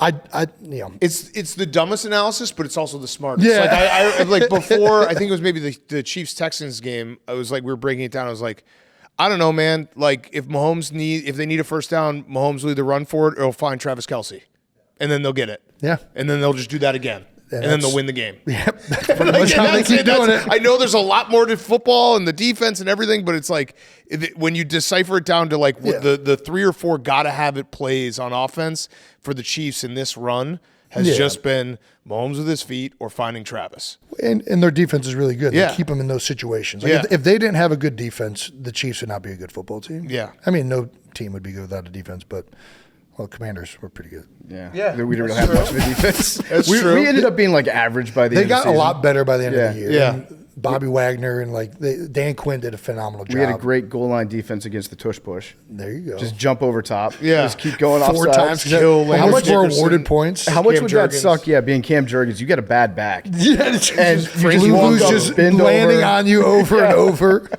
That would suck. Yeah, I think it's they have a defense that's going to keep the game within a score, and they have a quarterback that is like the best of all time with the game that close. So it's hard to like pick against that, and that's why they keep winning, right? Yeah. Have you? And that's why noticed- everybody thinks the officials are on their side, and Yeah. it's all rigged for them because how do they continue to win all these games? Sodfather. Sodfather. That one was real. Yeah. That one, yeah. Have you noticed the difference in Sirianni in that, like, you obviously, you saw him when he's an early coach. He goes to the playoffs and goes to the Super Bowl. Last year didn't go so well towards the end of the year. Yeah. Felt like he was kind of losing a little bit of the hold of the rope, but Yeah. this year they've been incredible. Yeah. Like, what has he? Do you think it's just him getting more comfortable with the job?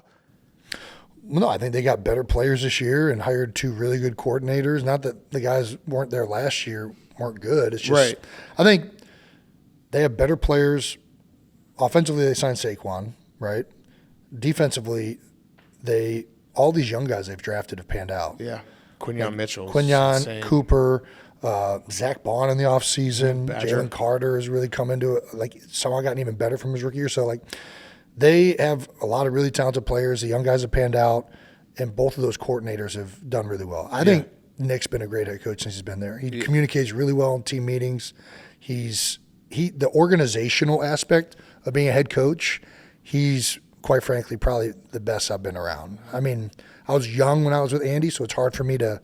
I wasn't like evaluating the head coach as like a rookie. Right. I was like, yes, sir. Yep, I'll go do that. Yeah. But like now, having been through like 4 different head coaches, he does that very, very well. So I think he was a great head coach last year. There's just a lot of circumstances that led to a deterioration at the end of it. Part of that's like the defense underperformed offensively, started getting crushed, couldn't handle blitzes. Now they've gotten that structure back, and they're excelling. And he also knows when to use his kids as human shields. Dude, he's been doing That that. was the best. I felt so bad. That was the for- funniest, It's a like, smart most move. transparent Yeah. move. Poor I would do the same thing. Poor I would- Jacobs caught in the middle of Yeah. this. Like, I just can't wait if he does win the Super Bowl. I really hope he brings the kids up on the Yeah. podium. Yeah, Just yeah. it's like this giant. Yeah. It's like, Fuck here's a off. question for my kids. All right, so are you ready? We got a whole gang of Philly representation in the room. Yeah, baby. Are you ready for some guest questions? Oh, fuck yeah. Okay, so let's start with Roan. Roan, I see him. He's already getting ready. Yep. Roan's ready to go. I love that fucking sweatshirt. You were Looking so good. you obviously feel it, but I don't think there's anyone in Philly that's more loved than you. Don't Roan say is that, up bro. there. Well, I Don't think- say that. It's not true. I think the thing about Jace is you look like an Eagles fan. Yeah. I think if you were to take like one guy in the NFL and be like, does this person look like So we did he's a- from the city of the team? We did a lookalike thing yesterday with Marriott, where there's like 25 Kelce lookalikes, and there's been like all these lookalikes all around the city. I think I look like a lot of white guys that have beards and are kind of overweight. Like, I think I just have that You're look. just the average so guy. any city, I'm very relatable But to. I do think PFT's right. It's like 101 Dalmatians when the owners look like the dogs. Yeah. You just slowly started looking more like Philly. It's like when Gardner Minshew was on the Jags. I was like, that dude, he's from Jackson. All right, fair enough. But that's kind of what my question kind of leads into. Like Delco, Delaware County has almost become like a national thing. Like people know about Delco. And then I see you on, they call it late night, and you're like rocking the Timbs and the hoodie. Yeah. And it's like Delco coded almost. Yeah. And then like the Sea Owl stuff. Like how has that informed your personality? How did you kind of choose that as your tribe as opposed to living in a gated community in South Jersey or something like that? You're in the shit. Yeah, I mean, I would not say we're in the shit. But I mean, like, it's like you're mixing it up. You're at a did- bar you're a in common man. Sea Isle. Yeah, Yeah, that's what I mean by it. Well, I grew up wearing the Timbs in high school. That was like, I wore a pair of Skechers one time to high school, and never again. I was like, dude, I gotta wear something better than this. And everybody who was cool as shit wore Timbs. So I'm like, all right, I'm wearing Timbs from now It's on. proportional to your body. Yeah. That's the thing. Is you Fit got really Ankle well. support. Yeah, I can't wear like running shoes. That's right. But I don't know. I think I've always identified, and like I just like hanging out with people that are freaking down to earth, don't take things too seriously, just want to enjoy life, have a beer. So yeah, I just kind of try and surround myself in those areas. I wanted to be in Upper Darby, actually. And Kylie was like, there's no fucking chance we're living in Upper Darby. What's wrong with Upper Darby? That's what I said. I'm like, she was like, our kid, they have fights every day at school. And I'm like, that's what we the had. good thing. We That's had that in my high school. That's a That was the selling best point. part. Yeah. You learn more about life at a school like that. I want to see my kids in the most violent elementary school. Go hard in them. And they're like, Jason, we have 3 daughters. I'm like, okay, that's fair. They got to learn how to fight. And then real quick, X's and O's. So everybody's talking about the big thing in the offseason was like the line calls are going from you to Jalen Hurts. Jalen, Yeah, yeah. to Jalen. So as you're assessing back over the season, how do you feel like he did, and what did you do to kind of prepare him to take on that big role? I think we've been like kind of jointly doing that for a long time. Now, I would handle it a lot at the line of scrimmage. He would handle extreme situations, blitz zero, things that need checks. And now he's taking over for all of it. And he's done a great job. And I think the biggest like thing that's the most important with blitz pickup is that the quarterback knows where the protection is and he has an answer if he's going to be hot. That's the most important thing. And now he is so aware of all that even when it's not picked up, he knows where to go with the football. It's not a catastrophic situation.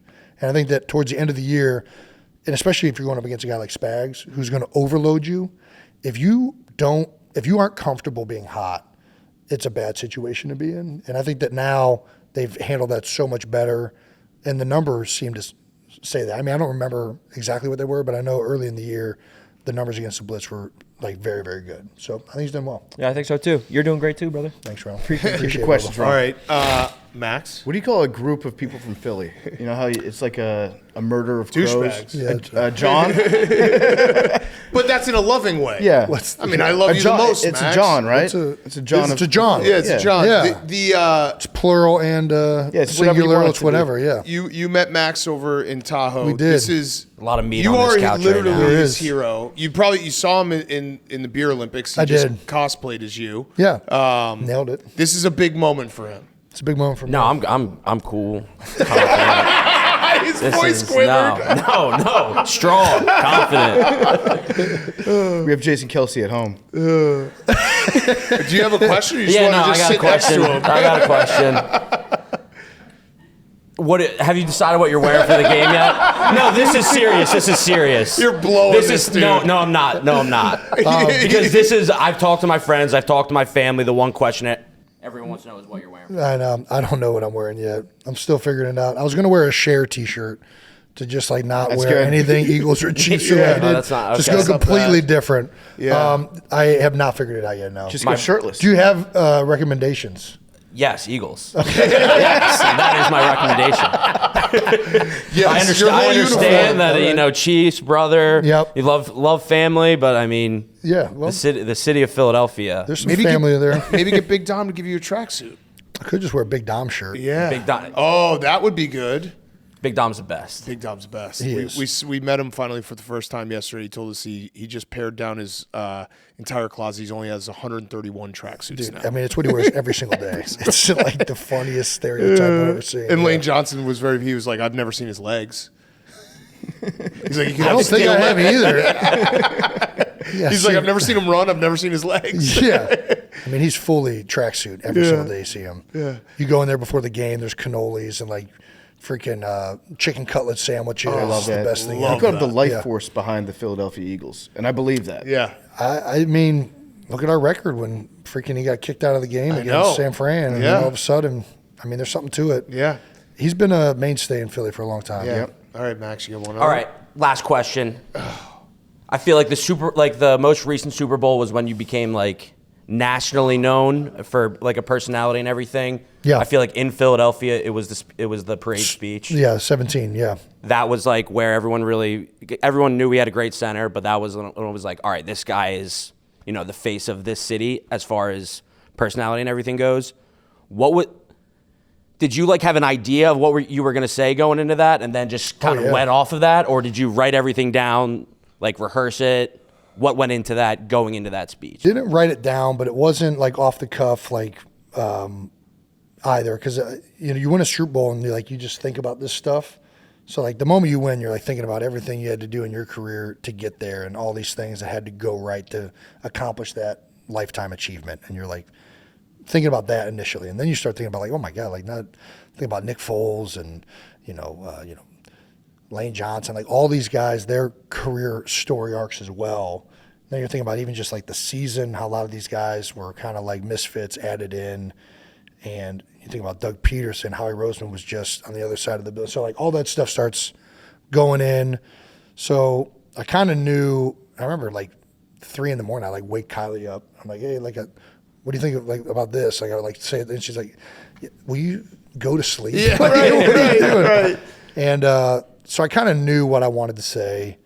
I knew I wanted to kind of go through the coaches, then to Howie, then go through the team, and then draw it back to Philly. And that's kind of how it happened. Yeah. Mm-hmm. Yeah. Good job, All right, Max. that's Good job, it. Max. That's it. All right. And I love you. Yeah. Love you too. And then last one we got. What are you Kate. wearing? Yeah. Yeah. What are you wearing? I will be wearing my Eagles overalls underneath a black sweatshirt that Big Dom gave me. Hey! So I can't. Now my ass is just in. Is out. Oh, the crowd is out big time. All right, good. I actually like that butt crack out is out for this. All right, that's it. Good job, Max. All right, Kate's last That stop. had everything. Everything we expected and more, Max. You are all these people's heroes. You know that. Kate is last up, who you met at your event. Yeah, in Seattle. Jersey Shore. Yeah. Yeah. Yeah. Kate, Oh my so gosh. many notes. This is going to be weird. You got this, Kate. Oh, hi, Jason. Hi, Kate.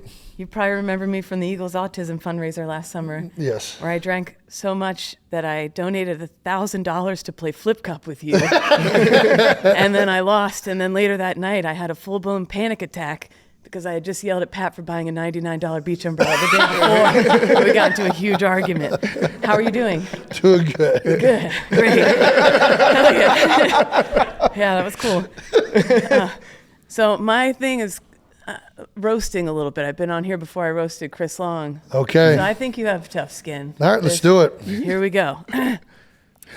In 2007, the UC Bearcats won the Papa John's Pizza Bowl. And Yep. here in New Orleans, you were in the 2010 Sugar Bowl. Oh, God. Maybe it's time for a salad bowl. You know? I'm just kidding. I like my men how I like my Campbell's soup.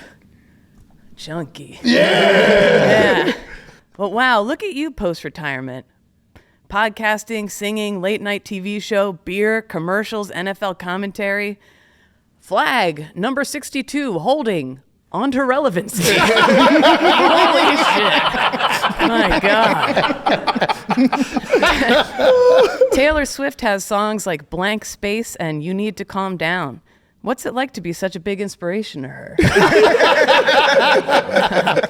No, you know what? I can't roast you. I can't do this. I don't know if you could tell. I'm a huge Eagles fan and I'm a huge fan of you. And I have an ulterior motive, and this is genuine. I want to become part of your inner circle so fucking bad. I want to get in with your people. Shout out Emily, your coordinator.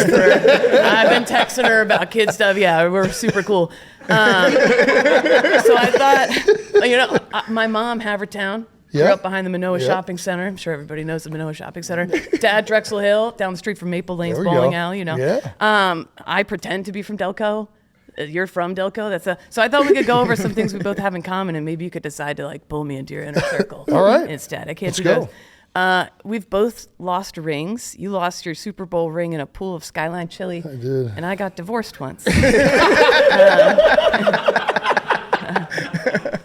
don't know for sure, but I'd say both an enormous amount of pubic hair. It's true. You played for the Birds, and I've been told I look like Larry Bird. My mom also prefers my brother. We won't say it out loud, but we both think Patrick Mahomes is a fucking dork. I know we do.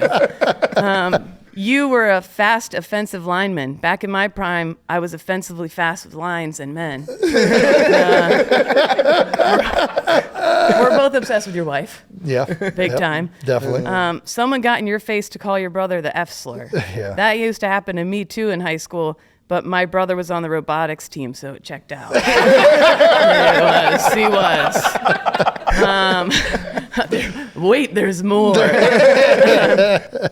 We both know what it's like to have haters. Yours, because you're incredibly smart, you're kind, hardworking, and that leads to a lot of success. People get jealous of that. And mine is more of a personality thing. People just kind of hate me because of who I am. Really, though, I admire you and your family so much. I have to do it. Sorry. I do. Sorry. I admire you and your family so much. I love that you stayed in Philly, that you continue to highlight the team and the city in such positive and fun ways all the time. Thank and you. what your family does for Delco and businesses there, and the Eagles Autism Foundation is amazing. And I just love you. Okay. You're still fat, though. Thank you, Kate. Oh, man. Officially part of the inner circle. Yes, has to be. All right, well, Jason, this has been so much fun. We got one last question, rowback question. RHOBACK.com, promo code TAKE. 20% off your first purchase. Q-zips, polos, hoodies, joggers, shorts. Rowback.com, promo code TAKE. Kate mentioned it. How does your wife deal with you? Because she actually, I think, is like a role model for all idiots out there. Like, I know personally, I'm like, look at him. When my wife is like, you're being an idiot, I'm like, but he's got his shirt off. Yeah, no. I've actually been told not to, like, I've done a lot of shit in my barstool career. I told you about eating vomit. Yeah, yep. My wife, literally, the only thing she gets mad at was when I take my shirt off. She's like, just stop taking your shirt off. Really? Yeah. She's like, She has an issue I with piss that. my pants. I do everything. She's like, just don't take your shirt off. Why do you got to do that? Nobody wants to see Yeah, that. like, come on. Yeah, I have no idea how Kylie puts up with me. And I think, yeah, you have to ask her. Emily, do you know? How does Kylie handle me? Emily. Yeah. She just tells Emily. I think, I don't know. We just, I don't really know how to answer that That's question. awesome. It's Yeah, real. I think, It's just great. Yeah. I think I am a half Neanderthal, half 21st century human being that functions very much by the seat of my pants. And luckily, my wife puts up with me and loves me in a way that she sees my flaws and runs with them. And yeah, I don't know. That's about all It's I can awesome, answer though. for it. I mean, Yeah. you're real. I think think that's what people love is you're real. Yeah, I think the biggest thing that's a struggle is, again, like, I am awful at sticking to any type of schedule or knowing what I'm going to do. And when you have 3 kids and a 4th on the way, that's like the number one thing anybody wants. Mm-hmm. So that's the biggest thing. But Yeah. outside of that, she doesn't care that much when I take my shirt off. Except for the one time I did in front of Taylor. She was a little upset with that one. In Buffalo? I'll say that your performance at that game, it was perfect because you were obviously hammered. You were having a great time. Very, yeah. But you also didn't do anything embarrassing. Like you just all you did was skyrocket to the top of like most average dudes, like number one guy they want to drink a beer with. Yeah, I find most of the time when I do embarrassing things, it ends up positive. It could have been way worse. It does. It could have been way more You're real. embarrassing. And Yeah. I think most people, like, having fun, people see that and they're like, man, like, as long as you keep having fun. I just like I've always watched the Buffalo games, and like I love when Fitz takes his shirt off, and like any fan outside in a snowy environment, shirt off, I'm like, that guy's fucking the coolest dude on the planet. Yeah. I don't know why, but I fucking like that. Yeah, guy. I agree. So I'm like, all right, I'm gonna fucking do that. Yeah. But I can't do that in the suite. Like I'm surrounded by heat, so I got to jump out of the suite so that this You get makes the real sense. feeling. Yeah, exactly. That actually makes perfect sense. All right, well, Jason, thanks so much, man. We really appreciate it. You got a ton of huge fans here. Keep crushing it. Thank you. But Thank don't you very crush much. it too much. Like, you have football money. This is our livelihood. How many podcasts do you do a week? Like, what's your schedule? One a week, Just 2 a chill. week? We're doing one a week. Yeah, just maybe chill out. one every other week. Chill out. One every other week. Yeah. This is Once our a month. livelihood. You're doing this. You parachute it in and you try to. My culture is not your costume. Yeah, just relax, okay? Well, I think we admire everything you guys do. I think your guys' show is fantastic. Max, pleasure to sit on this couch with you. Kate, pleasure to be roasted by you. All the Philly people and non-Philly people associated with the show. I'm a huge fan, so it's an honor to be here. Thank you, man. Shout out Pug. Yes. Shout out Pug. Dan Pug. Jason Kelce was brought to you by Chevy. Chevy has packed more capability into the Silverado Trail Boss so that you can pack more fun into your weekend. Have yourself a Friday, Saturday, and Sunday with a truck that says no to nothing. We just saw the Trail Boss the other day doing a commercial for it. That truck is sick. It's got the black rims on it. It looks awesome. The Silverado Trail Boss is built like a fullback. We're talking 495 foot-pounds of torque. Hold on to those sodas, Max. Plus, the Trail Boss gives you an extra 2-inch lift, so maybe Hank can finally dunk. And that would put me right at 6 feet, exactly, if I got that. The result, a truck that can do it all, then show up on Monday with a story to tell. So learn more about the Silverado Trail Boss at Chevy.com. Chevrolet. Together, let's drive. And now here's Chris Berman. Okay, we now welcome on a very, very, very special guest. It is now one of our favorite annual traditions. It's the Schwam, Chris Berman, before the Super Bowl. Had to have you on. Let's start with this. How are you feeling overall? You congrats on 45 years at ESPN. Yeah. Hard to believe. Are we going to 50? Well, hi, fellas. Le Raconteur Le Grand Chat, named after Andres Galarraga, the big cat, and the commenter, Le Raconteur, the explainer.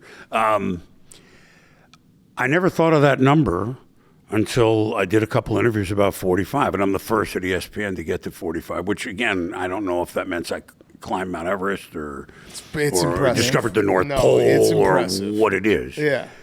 That was never a goal. And a couple of folks, like you said, well, have you thought of 50? I said, actually, I have not, because that was never a goal. But, we have our first, ABC's had Super Bowls, but ESPN has their first Super Bowl in a couple of years. I think they want me around for that. I mean, I'm not saying they should, but I think they do. I'll say they should. And if I get there, that's kind of 47 and a half at this point. Either push it or give it to Marshawn Lynch and get in the darn end zone. Right. But it really is. So it would be cool. It's outside of ESPN, just that many years in this business, which is a cutthroat business, and people are always trying to knife each other, and people don't last for this long. It's a testament to you and your talent. Like, it's incredible. So I'm there for 50. If you want to do a big party, we're there for 50. I think this is the site. I mean, you guys have treated me like royalty. I'm really not sure why, but I love it. Like I tell you, I get stopped 9 months later after we do the Super Bowl show, and either tells me one of two things. They go, "Your show with the Pardon My Take guys, it's great."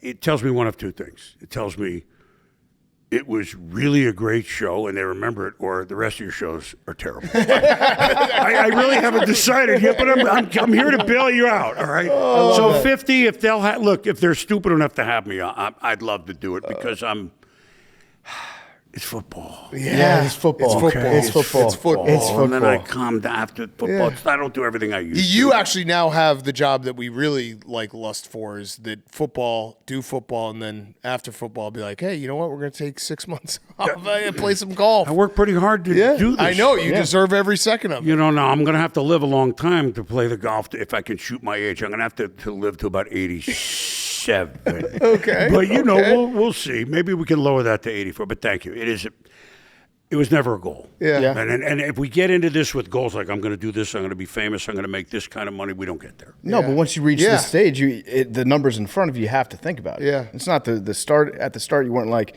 50 is my number, but you're so close. It's like, 50 would be magical. We'll build a statue for Be you. the first. Well, I don't need that, but or some put my face somewhere that they could throw darts at. Yeah. But it would be a 50-year employee at ESPN. There may not be another one. Because times are different. No, Mickey right. Mouse. That's what I'm saying. And I started This at 24. business is That's so unique, hard. right? Yeah. So at any rate, So I'm in. I'm glad you're in. Okay. Yeah. We got that going for us. We're in. It's a party of three at least. And a party was the key word. We love how much you love football. It's very clear that you still love football. I don't know if the game has changed. It's obviously changed on the field, but like your relationship with it, your relationship with the game itself, it's gotten so much bigger. All the media, all the marketing around it. There's a lot that is wrapped around football that's changed over the years. But in terms of you and the game, how you see the game, has that changed or has that kind of stayed the same?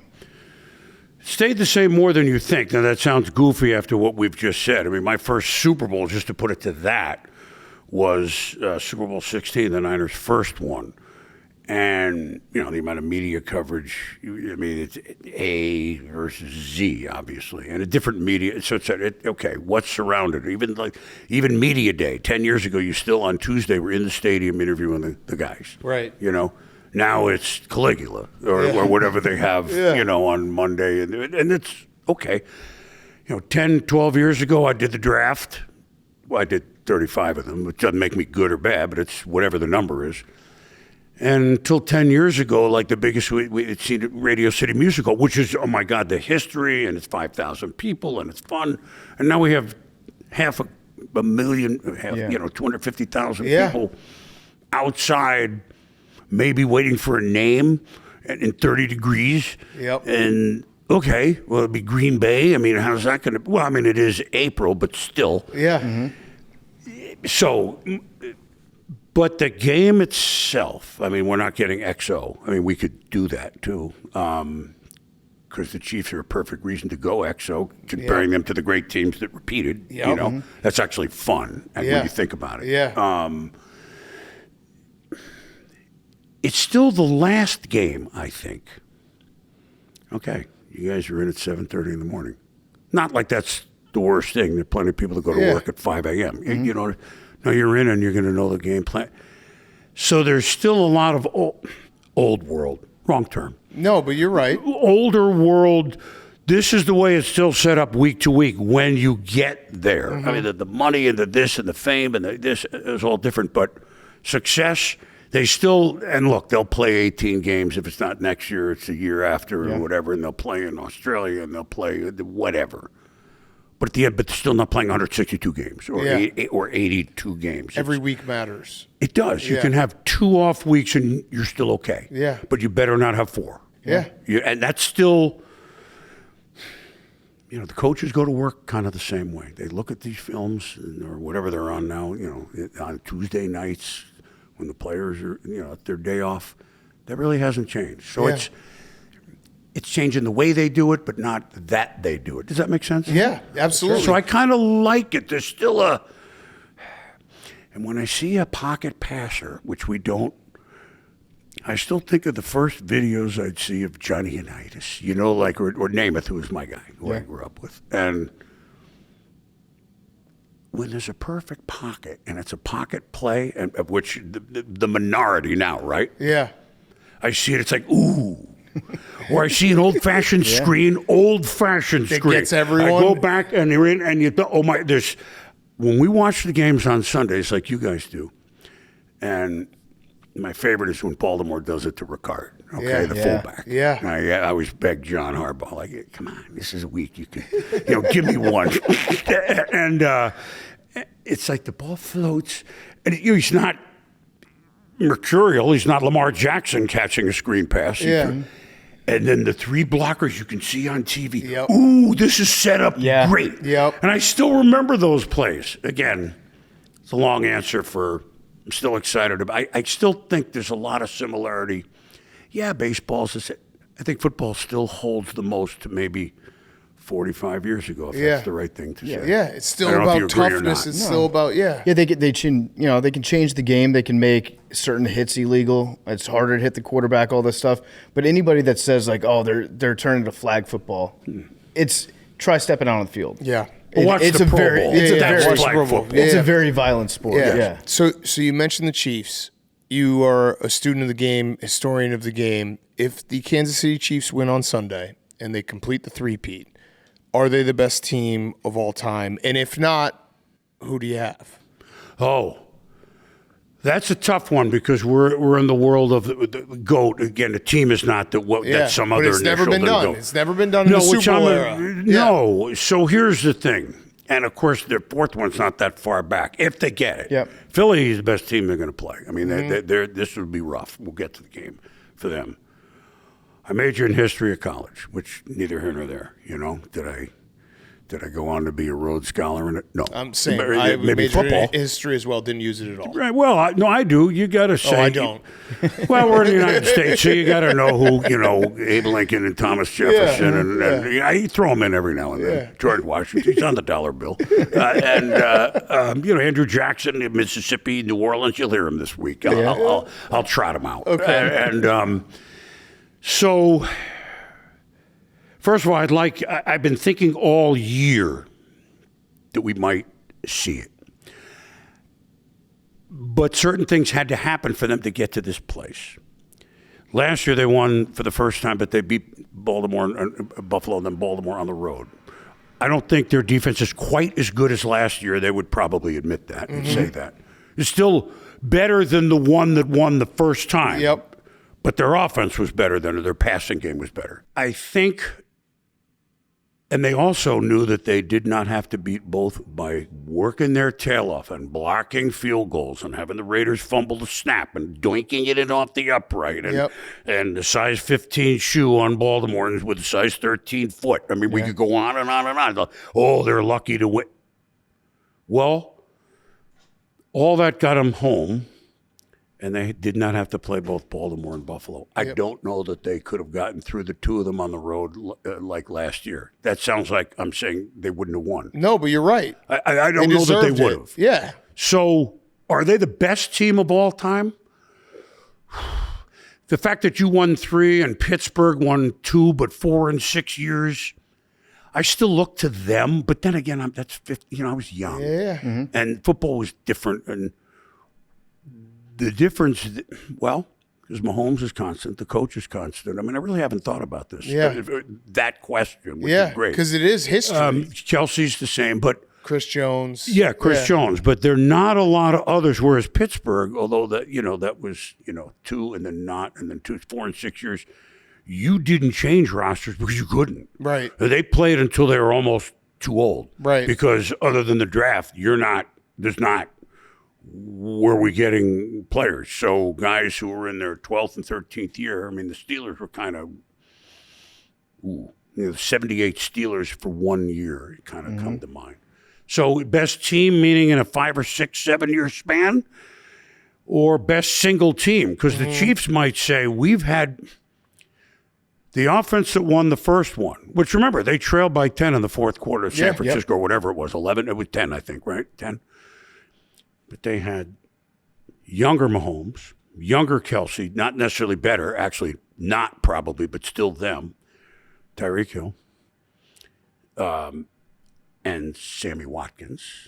They, last year, they couldn't catch the ball. I mean, right? Until they had to. Yeah. Right. Until they flip it. Yeah. So I'm taking a long time because I want to give you. So the fact that they would win 3 in a row, does that put them ahead of any other 3-year span? It's such a funny question too, because like you said, this individual team, you could make the argument that the 16-0 Patriots were a better team than these Kansas City Chiefs, but look who's got the opportunity to win 3 in a row. Correct. And it's just going back. You know how hard it is to get back up because it's never happened. There's been great teams. Cowboys won back-to-back. The Patriots won back-to-back. Like there's these great teams in the history of the NFL. But to be able to get back off the mat again and put together this season, it's incredible. It is. As you guys know, no one's ever made it back to the Super Bowl. Yeah. I mean, you would think one of them would have, but a lot of times they ran into a team that was going to win the Super Bowl. Right. Like Miami, that's going way back. That was the Sea of Hands, excuse me. Pittsburgh got beat by Oakland one of the times. Then Oakland won that first Super Bowl. So, because they're not blowing teams away, the easy argument would be, well, wait a minute. Did you see those Patriots? Except they don't have a championship, so they almost eliminate themselves in the last minute, I guess, in this discussion, although they were great.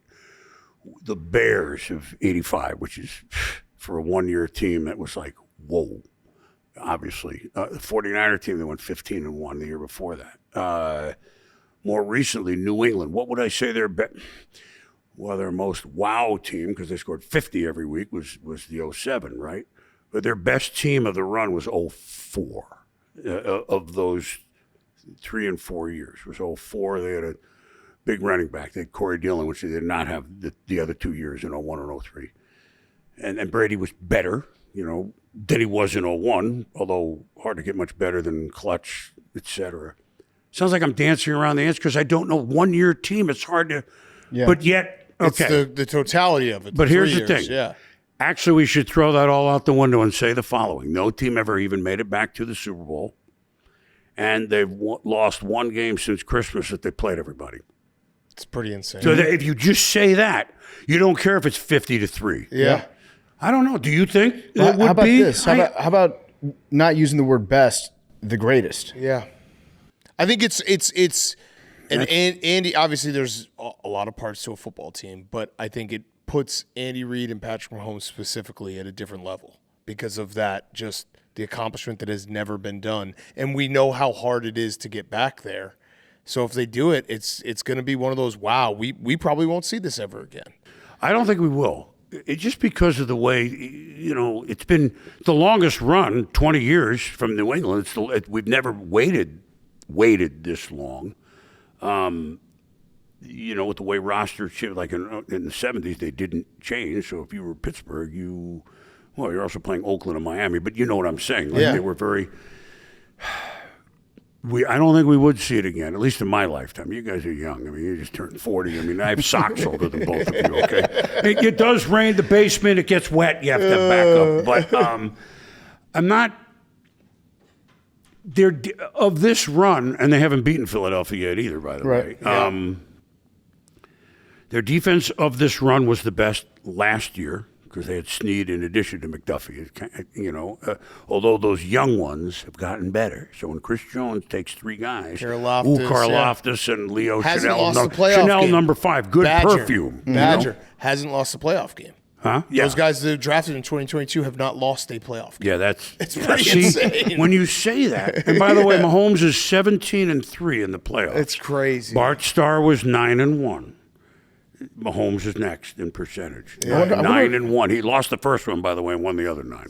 I wonder what Brady's going to say during the game if the Chiefs win, and if they win convincingly. Like, do you think Brady's going to take a moment and almost put Mahomes in his place historically? Is he going to want to do that? I think so. I don't think Tom is so. Wait a minute, nobody's approaching me. I know Tom some. Have I talked to him this year? Really not. But if we'd see each other, we would. But maybe go back to 2001. I think Tom always felt embarrassed that he was put prematurely ahead of Joe Montana, if you just want to say one. Yeah. Of course, Joe was his hero, right? He grew up in the Bay Area. So Tom lived it from the others. I don't think he's going to be, nobody's approaching me. Right. I don't see that in Tom. What would be the purpose? Right. It's a good question. I think what he would say is the kind of stuff that Teddy Bruschi says week in and week out on our morning show. It was a really good show they had this year. I mean, in my old show, but I have nothing to do with it. I mean, I did a few interviews, and I got a piece Sunday on the other 8 teams who tried to three-peat him. What happened to him? I already did that. Well, we'll see. Hopefully it runs. I don't know. Yeah. But I recorded it. But I don't think the fact that they find a way to win and they expect it to win, and maybe the backup left guard also expects, so he's in there in the fourth quarter. We don't even know if it's going to be Patrick or if it's going to be we're going to block a kick. We expect to win. Yeah. And we expect the other team maybe to make a mental error somewhere. That's all it takes. Somewhere. Change their game plan a little bit.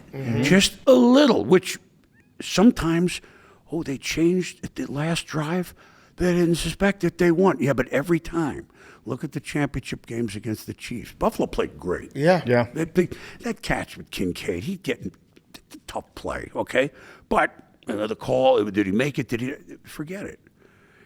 But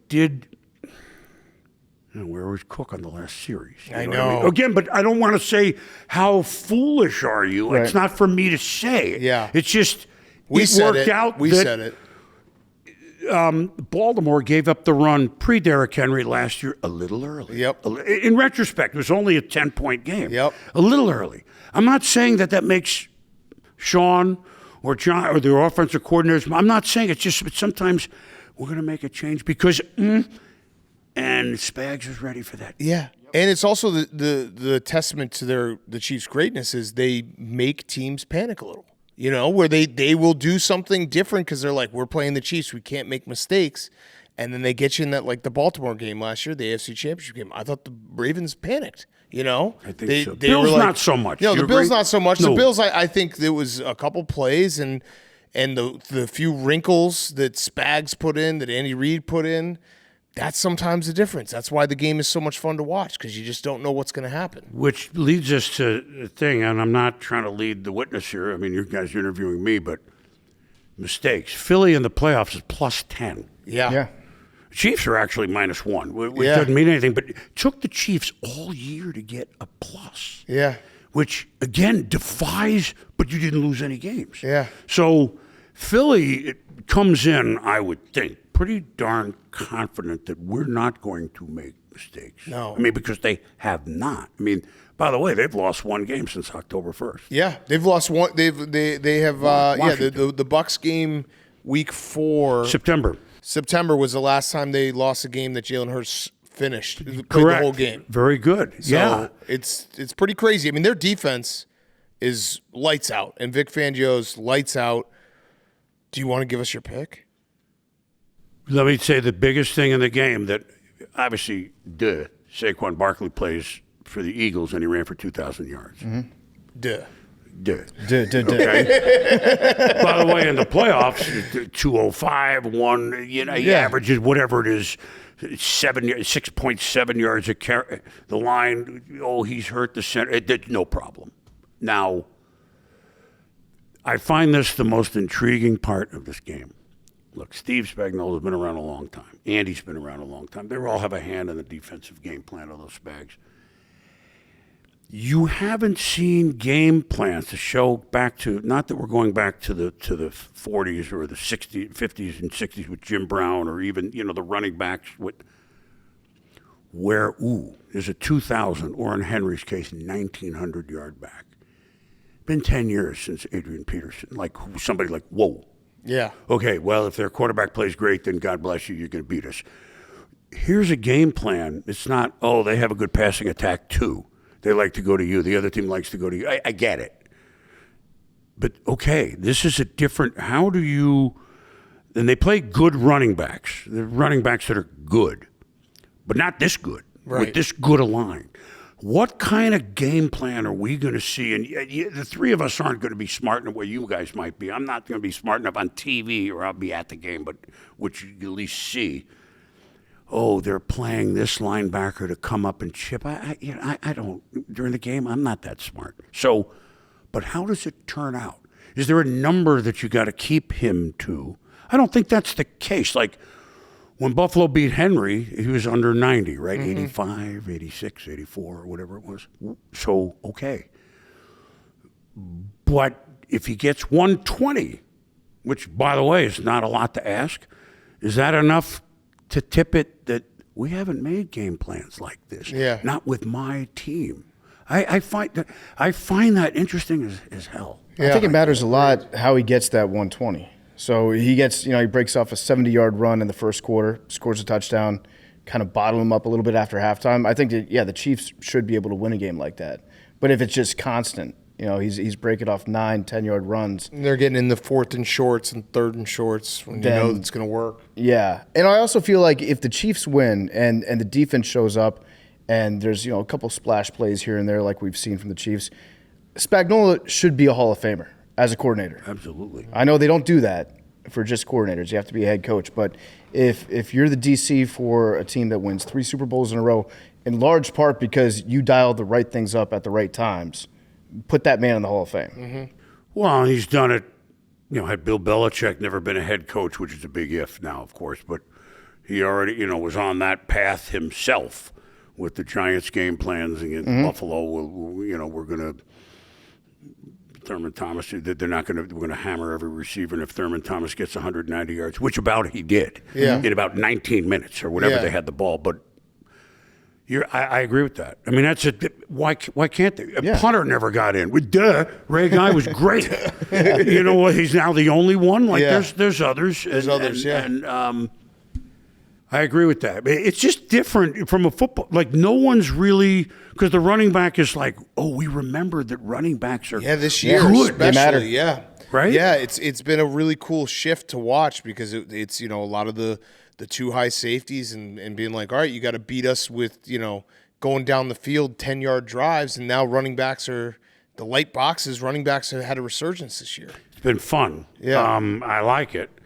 And, of course, the Eagles love run blocking. Do they pass block right now? Hurts threw the ball great that last game. He did. And of course, a lot of short fields they had. I mean, but so what? I went back to the Super Bowl 2 years ago. Doesn't make me a genius. We can all look it up, right? Hurts was, we remember, great that He was game. incredible, yeah. He was better than he's played since, right? So the receivers are the same three. One caught 7, and I'm going to forget whether that was the Slim Reaper or was A.J. Brown. It might have been Smith, Brown, and Goddard. I think we're 7-6-6 catching. Supposing they do that again. Yeah. While Barkley runs for just a pedestrian 110, and Hurts runs a little. Let's see what happens. Now, what is Fangio? Okay, so Kelce caught a ton against Houston. If we just look at the playoffs. He had an off year, 97 catches. Just stop, okay? Houston, he caught a ton, right? Yeah. Buffalo, I think 2. Yeah. They kind of took him away. So where does this go? Is this 6? And what are the 6? And who then on the Chiefs beats them? And we know what the answer is going to be in a minute. But what receiver? They're kind of the way they've evolved this year, especially with Hollywood out and he's back, but we'll see. Rice out, and they were cultivating him. And if Kelce isn't, oh my God, we can't cover him. And I think Philly's pretty good at all levels. So I'll give you a prop. Oh, I like it. Maybe not the first one because we were on it. Yep. Well, you gave us MVS last year. Yeah, last year, and he didn't score first, but he scored, which was a great. He caught the ball. Yeah, yeah. I like where you're going. I like it. I love it. It would be plays inside red zone and maybe what they call the inner red zone, or there's another name for it. Okay, you could be at the 12, the but goal line, 10. I mean, DeAndre Hopkins. Yep. Because can he get open the way he used to on a 40-yard pattern? Maybe not. He still could. He's DeAndre Hopkins. Still tall with big hands. Those hands. So what do we see down there from the 12, from the 7? We haven't seen it yet. There's I think, if that's the sort of game that the Eagles are going to give them kind of, dink and dunk plays, and the Chiefs are going to trust themselves not to turn it over. Okay, now we're at the 7. We're going to 3 guys on Kelce. Yeah. Duh. Yeah. Right? And then, well, that leaves Hopkins up here. That's like my it. kind Right, of there's our anytime thought. touchdown. I love it. DeAndre Hopkins has been such a good player for such a long time, and he's played on some terrible teams. He's had some really bad years in his career, just in terms of having to show up every day and still, he's still always been a professional, but in some situations where it was a little bit harder to do. This has got to be he is so focused on this game. This is what he's worked for. This is why he's done it all these years, and he finally gets a chance. He's a little bit older. He can still catch the ball. He can catch the hell out of the ball. I like that pick a lot. I also like a touchdown, not necessarily a touchdown. I love the pick. Who would be I also Philly? like Go ahead. on Philly. I like Goddard. Love it. He's underrated. Like Goddard. He's leading their team in receiving yards these playoffs. Whose birthday He's is just it been next? an absolute beast. Saquon's It's Saquon's birthday. Did you know that? Yeah. On the Super Bowl? On the Super Yeah, Bowl, the yeah. Super Bowl. And Cooper DeJean. By the way, how did Howie Roseman draft the last few years? Yeah. Those 2 DBs, Pretty crazy. kid from Toledo, Quinion Toledo, Mitchell, yeah. Yep. Mitchell, and then the Carter and the guys up front, either 2 years ago or 3. They've remade that defense. There's not a weak Bond trade. But I like where you're going with Goddard too. Yeah. They were a better passing offense than they've been in December, with him back, right? Yeah, I bet all his Right? props the last 3 games is just do it again this game. The season kind of turned around down in New Orleans on that one breakaway run that he had too. Yeah. That game was not in hand. They looked like they might lose that one, and the season was kind of shaky. Sirianni's What, making early in the year? Yeah, Yeah. he was making some weird decisions. It was that was a moment that kind of shifted the entire season around for him. That's a good call, especially since they reminded me after they won there, we never win in New Orleans. Yeah, I mean, you could look it up. I'm sure they won but he goes, we never win there. And the Saints had scored 91 points in 2 weeks. Mm-hmm. Yeah. We barely remember that team, right? I know. Then what happened? Well, they got in their own way. Yeah. But that was a big win. Do you know that? How about this is an interesting one? I just thought of this. The first game of the year was the Chiefs, right, in Baltimore, Thursday. Yep. Second game of the year was in Brazil, Philly. They're still playing. Yep.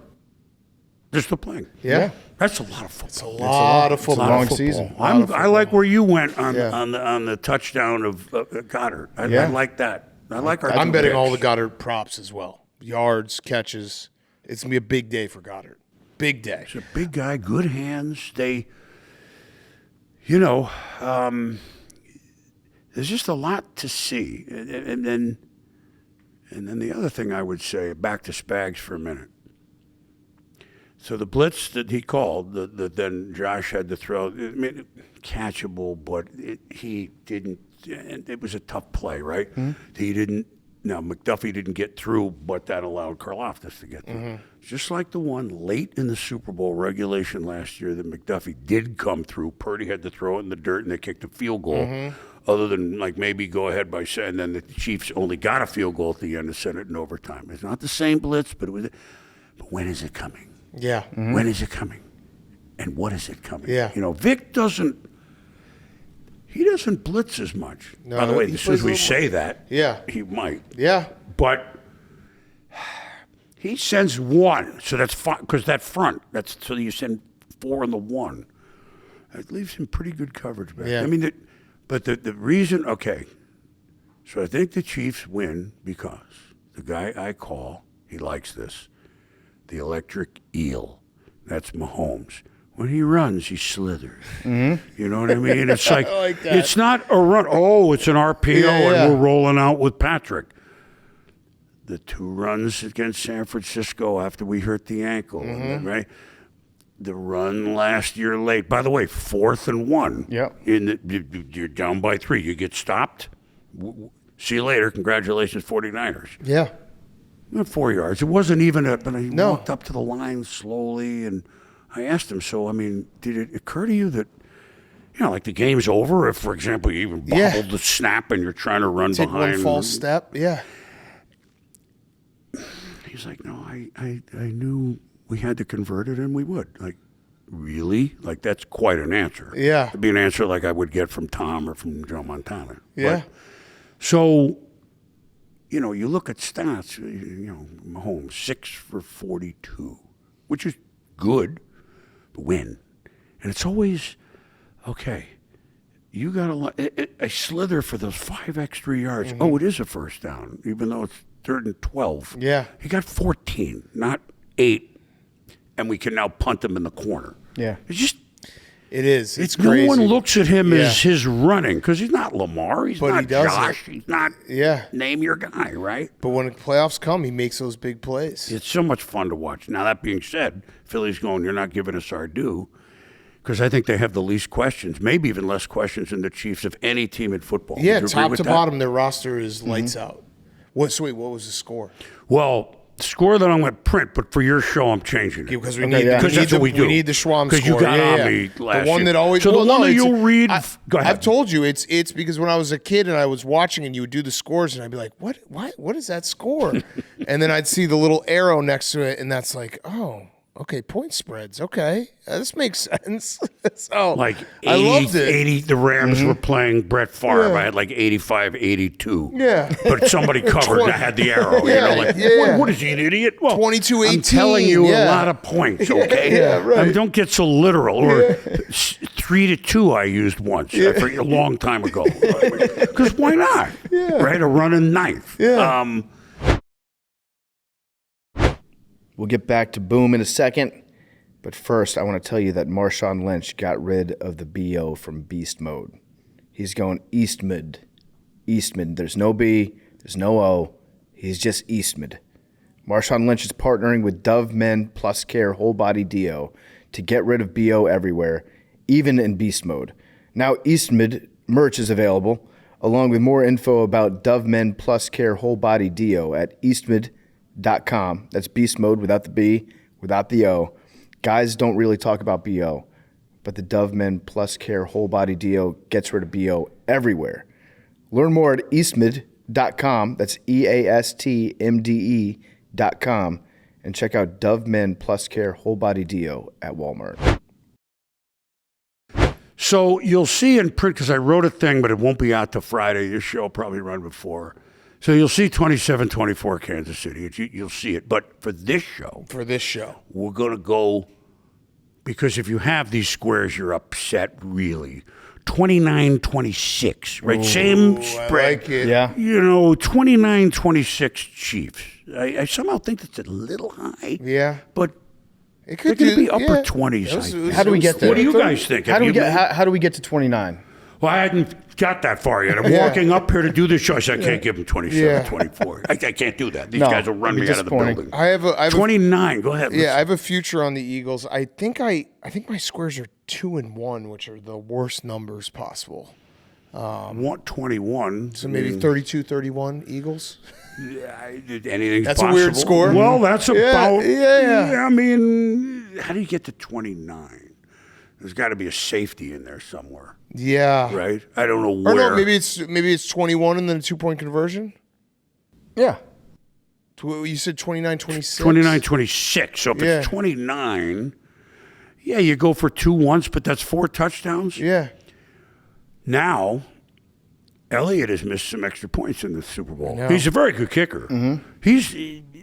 But a lot of the good kickers had bad years. Not only Tucker. It started hot, and then it started to, and everyone started missing. But he's made all the field goals, but he's missed 3 extra. So maybe that's, and they have to go for, there's something in there. Yeah, so it's 29-26 Chiefs. It's maybe 26-21 Eagles. Chiefs score, and they say, hey, let's go up 3 instead of 2. Of course. 29-26. Of course. There it is. Safety. Who would get the safety? The best bet, I think I told you this, I don't bet anymore. I mean, a long time ago. That's 40 years. But Swami is all for fun. True. But first mortgage payment, I decided, no, you're not doing this anymore. That was early 80s. You get a little baby and whatever. So, but I can still root at any rate. I'm in the hotel, the Seahawks versus Denver in New York. It's like Thursday. And there happen to be a lot of Seahawk fans, and they know that I like them, and I picked them for the Super Bowl that year. Or I mean, and we know you like us. They're wearing the hats, great colors. The guy goes, well, I made 2 bets, kind of wild ones. I might have told you guys this. I said, okay, well, what are you? Because at that point, I'm 10 years ago. It's not as prevalent as all the things you could bet now, even though they existed, right? Yeah. First score a safety. Oh. And whatever those odds were, like, okay, and sure enough, the ball went over. Peyton said it was 2-0. I had the Broncos in that game. It was not fun. 2-0. It was not fun. That was. I didn't cheer Griffey once. hit a 2-run homer right out of the gates for Seattle. Yeah. Okay. Didn't cheer Then once. the other one was, okay. He said, I also bet. Here's the odds on Denver. Maybe they scored. Remember, they scored 600 and whatever points, right? To win by 20 or more. It could have been 21, but 20 or more. What were those odds? The team scored 600 points. I put money on the Seahawks to win by 20 or more. I went, ooh, now let me think about, like, your question. Yeah. Okay, let me think how that could happen. Yeah. Denver's going to get no points. I mean, 14. Okay, let me think about this. They're going to return an interception. There's going to be a safety, which is only 2. And he goes, those are the 2 guys. I'd never met this guy. He was in the lobby of a hotel. He had a Seahawks ski hat on. I'm sure he was happy. Yeah, a lot of money. Safety and Seahawks by 20. It was a pretty big odds that they were going to roll the Broncos. That's a hell of a bet. I was like, okay, that almost stuck in my mind. Yeah. So to your point, okay, how do we get to 29 or 26? Yeah. I don't know. I mean, I don't know. I'm going to bet the exact score now. I have to. Yeah. I have to. I changed it for your show only. You'll see it. I gave 27-20, but for this show, yeah, And you're on Goddard for any score or first I'm as well, score? yeah. Any score, and I'm going to do Hopkins anytime touchdown. And too. I tails. like that. Yeah. And tails. Tails is a big one. Also, here's tails. Always. Here's a nice one I'm on. Always. It's like roulette, Tails black never or red. fails. Yeah, Black. never fails. Like, just go with it. No doinks. It's a hot bet. No kidding. Is there a No Well, doinks. 2 years ago, he bet no doinks. I bet and no there's a doinks doink. in the first matchup between these two teams. Minus 1,000 were the odds on it. So I looked at it like an investment. I make 10% back if there's no doinks. There was a doink.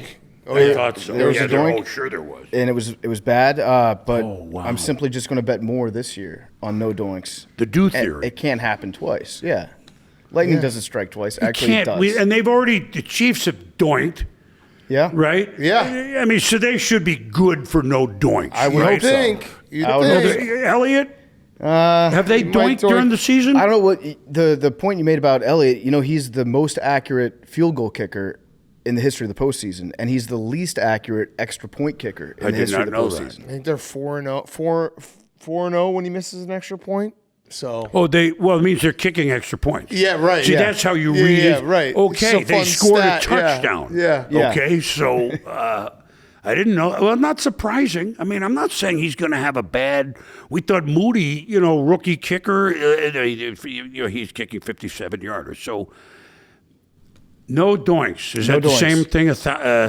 Minus 1,000. Minus 1,000. Yeah, Minus 10% 1,000. return on investment. I mean, try to find me a better investment than that overnight. So you got to hit 10 in a row now to say you made money. I don't. Right? Yeah, That's one way to That's look one at way it. to look at it. Yeah. I didn't think about it that way. But I might be betting 10 times as much as I did the first time. So he's making it all Oh, back. let it ride. I'm gonna. Well, I lost like a rule, the first time. martingale. Yeah. I let think that I found a go. system and a flaw in how gambling math is constructed, but in reality, I'm probably going to lose a lot of money. You're going to win this year. I like it. Okay. I'm going to Okay. keep that in mind No when I watch doors. the game. Yeah. Here's another stat. Has nothing to do with my pick, because if Philly wins, I will not be surprised. I mean, I think the Chiefs are going to win because Coach Reed and Patrick Mahomes, it's not the magic thing. It's just when you've won this many ways and you're confident that we're going to figure it out. Then you've lost. Yeah. But no, something's going to happen. The kid, the Remigio, returns a kick. Tony, 2 years ago with the punt. You just this special teams. Think odd is going to happen. Here's an interesting number, and again, this is no reflection on Vic Fangio, who's a great defensive coordinator, and put his pelts up there against the Chiefs.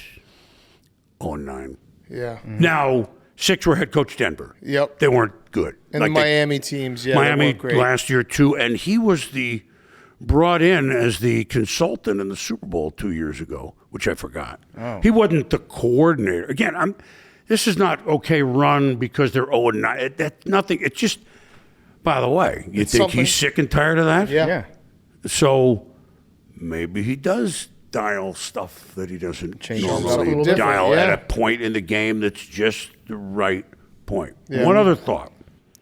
Don't you think that Fox or whoever's doing the game, which is Fox, we've all invented the line, for the first down line. But for the Eagles, you should only have it 9 yards. Yeah, seriously. Right? And have a green line. Seriously. Right? Just have it because 3rd and 4th and 1, they should already be on the line. Yeah. The tush zone. Yeah, it's absolutely true. Does that make sense? Yeah. I don't know if we brought this up last time, but Chuba Hubbard, and you called him the Cuban Missile Crisis. Cuban Missile That's Crisis. beautiful. Was that a moment where you're like, still got it? The Schwam still got it. Because I thought that. Thank you. When I heard it, I was like, still got it. I didn't do it to be, again, American history, so there you go. Yes, there it is. Yes. I was alive then. I was young. I was 7. I mean, I didn't, Kennedy, Castro. I mean, the Cuba Missile Crisis. Quietly, the year before, but he didn't have the year like he did this year, and then they won some games and they upset a couple teams late in the year so you could use it. It wasn't that I still had it. It was it came to my head in 8 seconds. I'm not while I'm doing it live, but the Cuba Yeah, it's right there. No, the Cuba Missile Crisis. And that's the way they used to come. when I was young and had a brain. You know, like in the 80s So you and still 90s. got it. No, you still have it. Thank you. That's vintage. Everybody hits the green every now and No, then but from I'm just 150, saying. okay? I watched the interview with Bob Dylan. He was like, I don't have what I had when I was younger. Like, I can't just spit out songs like I used to. You can. You can still find it. Well, not as much as you guys do on your ode to me. I mean, I'll tell you where I don't know if this was last year or this has just happened this year. So I may have told you about it, but we didn't do it on the show. I don't read Twitter. I don't even know how to go, whatever. But sometimes this stuff flows to me and I see it. Can you believe Chris Berman is ripping off those two guys? Oh, that's the I've read best. it just a few That's times. the best. No, it's an ode. It's like, okay. The other one that we laugh at is we do Mount Rushmore season in the summer, and people, and it's an ode to our fans who are the most loyal fans, but people saying, like, whenever anyone else does Mount Rushmore season, they're like, you're ripping off Pardon My Take. It's like, guys, we didn't invent this. This is not, we're just doing something in the summer when you got nothing to talk about. That's smart. That's smart. You still got it. It's our loyal fans. No, Yeah. and then they want your take on it, obviously. Mount Rushmore's not easy. As a matter of fact, I went to Seattle camp this summer. I'm close to the Seahawks. I like them. They had a nice year. Coach McDonald will be good. They're going to be okay. So they asked me for their in-house, and I think they put it on somewhere. I don't know. Like, but I really wasn't prepared. Like, who are the Mount Rushmore for the Seahawks? And I went, whoa. Yeah. How about Mount Rainier? Can we go with Mount Rainier, please? Yeah, And yeah. they went, whoa, and then I gave him Steve Largent, and, Supreme Cortez Kennedy, and Big Walt Jones, and whoever else I said. But no, that's yours. Take it. Even though they haven't put a new one up there since Teddy. Roosevelt. Yeah. We'll just know where it came there's from. never mind. There's some rumbling that, never mind. I don't even want to go there. I don't want to give it any Jimmy credence. Carter? Mount Rushmore. Maybe Jimmy Carter? Homage to the No, big man? somebody who's in now. Mount Rushmore. Mount Rushmore. I mean, come on now. What do you do a fastest 2 minutes after the Super Bowl? No. I do primetime after the Super Bowl. So Yeah. you'll see me like we did Championship on ESPN, the regular. Mm-hmm. And it's just interesting. People go, oh, my God. No, I've been doing primetime for like 6 years now. on Yeah, I know. ESPN. Plus, I understand it's $12.99 a month or whatever it is. I make no money off it. Listen, So, I watch it because I have ESPN Plus. I gotta watch every game. well, I appreciate it, but it's like, wow. Oh, look who just walked in. Who do we got here? Another Super Bowl legend. Well, I don't know if I'm Sit one. right there. Oh, he's a podcaster. Sit right there. He's a podcaster. Sit right there. Sit right there. Sit right there. At the diner. Sit there. Jules, sit in the seat with the Talking to the mic, Julian. What's up? What's happening? How you been? I'd get up, but this couch is deep. What's up, buddy? What's up? What's up, man? Good to see you wearing a shirt. Sit right down. See, I'm overdressed for this group. He's a big-time AWL. Good. How are you? Well, it's on stage at the Boston Garden. I mean, you remember that? Yeah. You and me and Teddy and Flutie. We had some good times. Boston, that was. We were at the ESPYs. We were literally at the Oh. ESPYs in 2011, I believe. Them. Unknown Julian Edelman. Unknown. We went out to dinner we went post somewhere. We went to the little diner over there in the Mid Wilshire. And I was telling them, literally, you got to go on this show. Pardon My Take. These guys pretty much designed a show off of you. And I went, no, you hit too many times. I was probably a little hammered, going a little different. Wait, this was what year? 2000. This was 2011. That's too early. remarkable because 2012 then. No, Yeah. 16 is when we started. Way off. Listen, hold on. I was way off. Let me give you a broadcasting tip. Because I can still do that for you. Yeah. Receiving, you got. Catches in Super Bowls, you got. Don't ever let the facts get in the way of a good story. Exactly. If you tell me it's 2012, it's 2012. Yeah. All right? But it was 2016, I think. 2016. That's exactly what you were saying to And me I'll earlier. get on- Ever say, hey, could you fly out to LA? Hey, what happened to the telephone? Can I just do it on the phone? I know. But my kids are in LA, so it'll happen. It'll happen. My kids with little grandsons, they're out there. It's crazy that you came in here, Jules, because Chris was just telling us a second ago how if the Chiefs win the Super Bowl, Far and away the best team of all I time. did not No say close second. I mean, They wanted to goad me into it. However, get your take on it. look, this is something that's never been done. And if they go out and win this game, there's no reason you can't argue them to be the greatest football team of all time. Not only did they only lose 2 games this year, they're back-to-back Super Bowl champs. And I've been in the situation when you win one Super Bowl and you go back to the next one. You're America's Most Wanted every freaking week. Everyone is literally playing their best game against you. Dog shit teams that aren't supposed to play good against you. This team is battle-tested. If this is a close game, I mean, they're going to be the best football team of all time, probably. Yeah. Which is because they've won in various ways, right? Various ways. You know. Yeah. I mean, some of the Patriot teams won by 50 all the time, but when you win in the odd ways.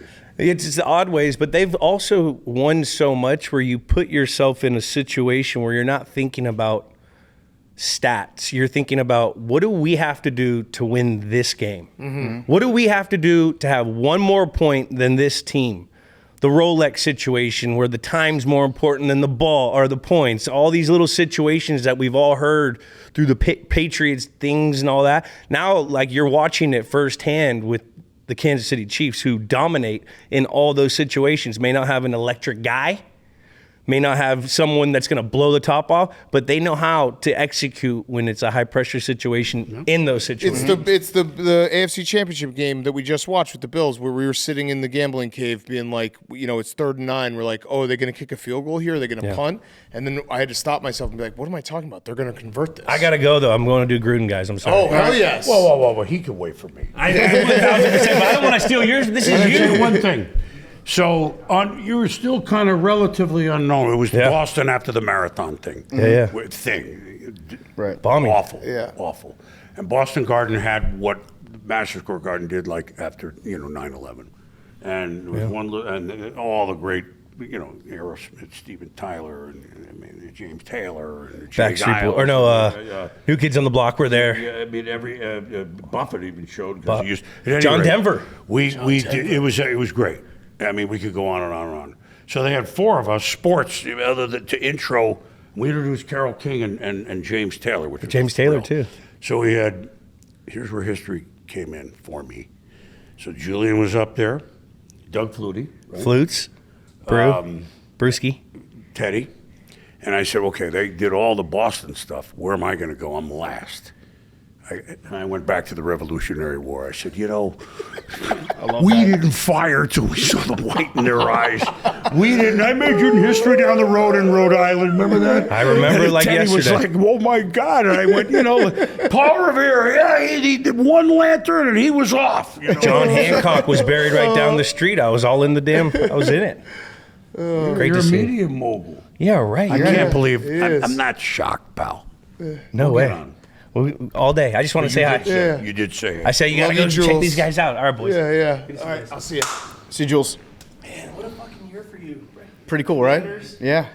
Yes, I forgot that. I got to should've- enjoy football season for I should have. the first time in a long time. I should have done. Yes, and it's funny.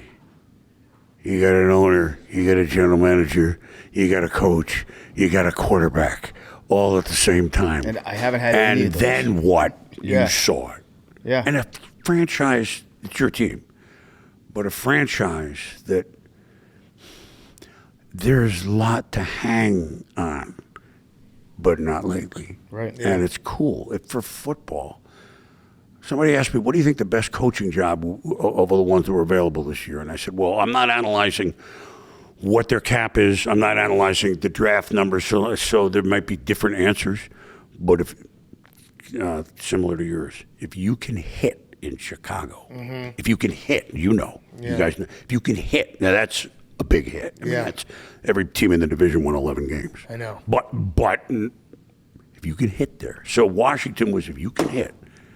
Yeah. That was great. I like to remind people too about Joe Gibbs, because I feel like people don't talk about the job Joe Gibbs did in the 80s and early 90s enough. The fact that he won 3 Super Bowls with 3 different starting quarterbacks and 3 different running backs is crazy. I don't think we're ever going to see that again. No, I don't see it. I mean, the only constant there was a couple of changes in the Hogs, but the Hogs were. Yep. I mean, Russ Grimm and Bostic, and I mean, there were a couple of changes. Lachey was late, even on the first team, but right, but they were, you're right. 3 different quarterbacks. It's pretty crazy. None of, well, Doug and what he accomplished, just the big picture. I knew him a long time, but they're all good. I mean, Joe, Theismann, and then Mark Rippon, they were all good. It's not like, they won the Super Bowl, but they weren't. Yeah.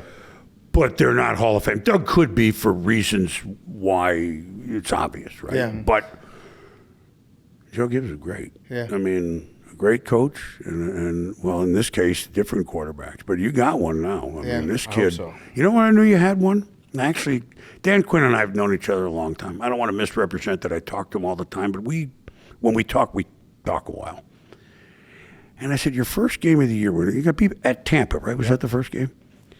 He got hit hard second quarter, third quarter. I remember the helmet was off.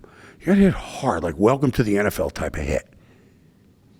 And a smile on his face. Mm-hmm. I said, and I'm watching TV. We watch like the 8 games, so we don't even hear any of the audio. I'm just, okay.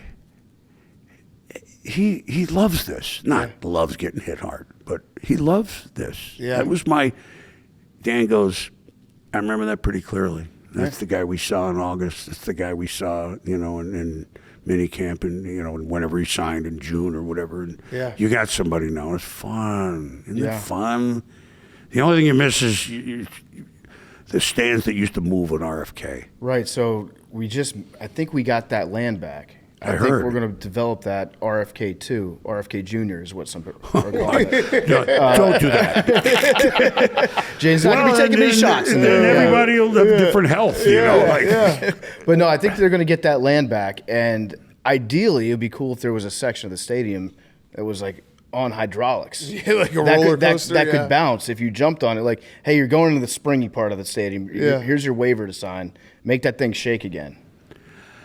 Those fans there, I was at a couple of those championship games, the 82 and the 83. They beat San Francisco, but lost in the Super Bowl. So, it was like, whoa, I was young then covering that. It was like, dang, look at these stands. They're moving and they're singing Hail to the Redskins at the time. It was like, this is good. It's good. It's like Detroit. It's good that they were good. Yeah. And they'll be good next year, and Buffalo. So what's going to happen next year? Somehow, unless the Bills have a rough year, which I think they'll be better, they came farther than a lot of people thought in August. Yeah, it's a rebuild year. Trust me. Somehow they will not be on the path of Kansas City in the playoffs. Like, I don't know how did we get to 29? Yeah. I don't know. I'm not going to predict, but somehow it won't and they're not going to see him. Not that they couldn't beat him, but somehow. That'd be nice. Remember that we said it here. It just, Tom Brady Peyton was 0-2 against. It seemed like 0-10 against Manning was 0. It seemed like 0-10 against Brady in the playoffs. Really 0-2. He ended up 3-2. Now it's 0-4, and it's not about who beats who. But anyway, we're digressing because we're talking football. Yeah, I do have a question. I don't think we've ever asked you before. What is the best football game you've ever seen? So I've been fortunate enough. So let me say that I don't go to that many because of all the Sunday shows. Right. Mm-hmm. So in the 80s and sometimes Monday night games, I would go until I was doing all this stuff.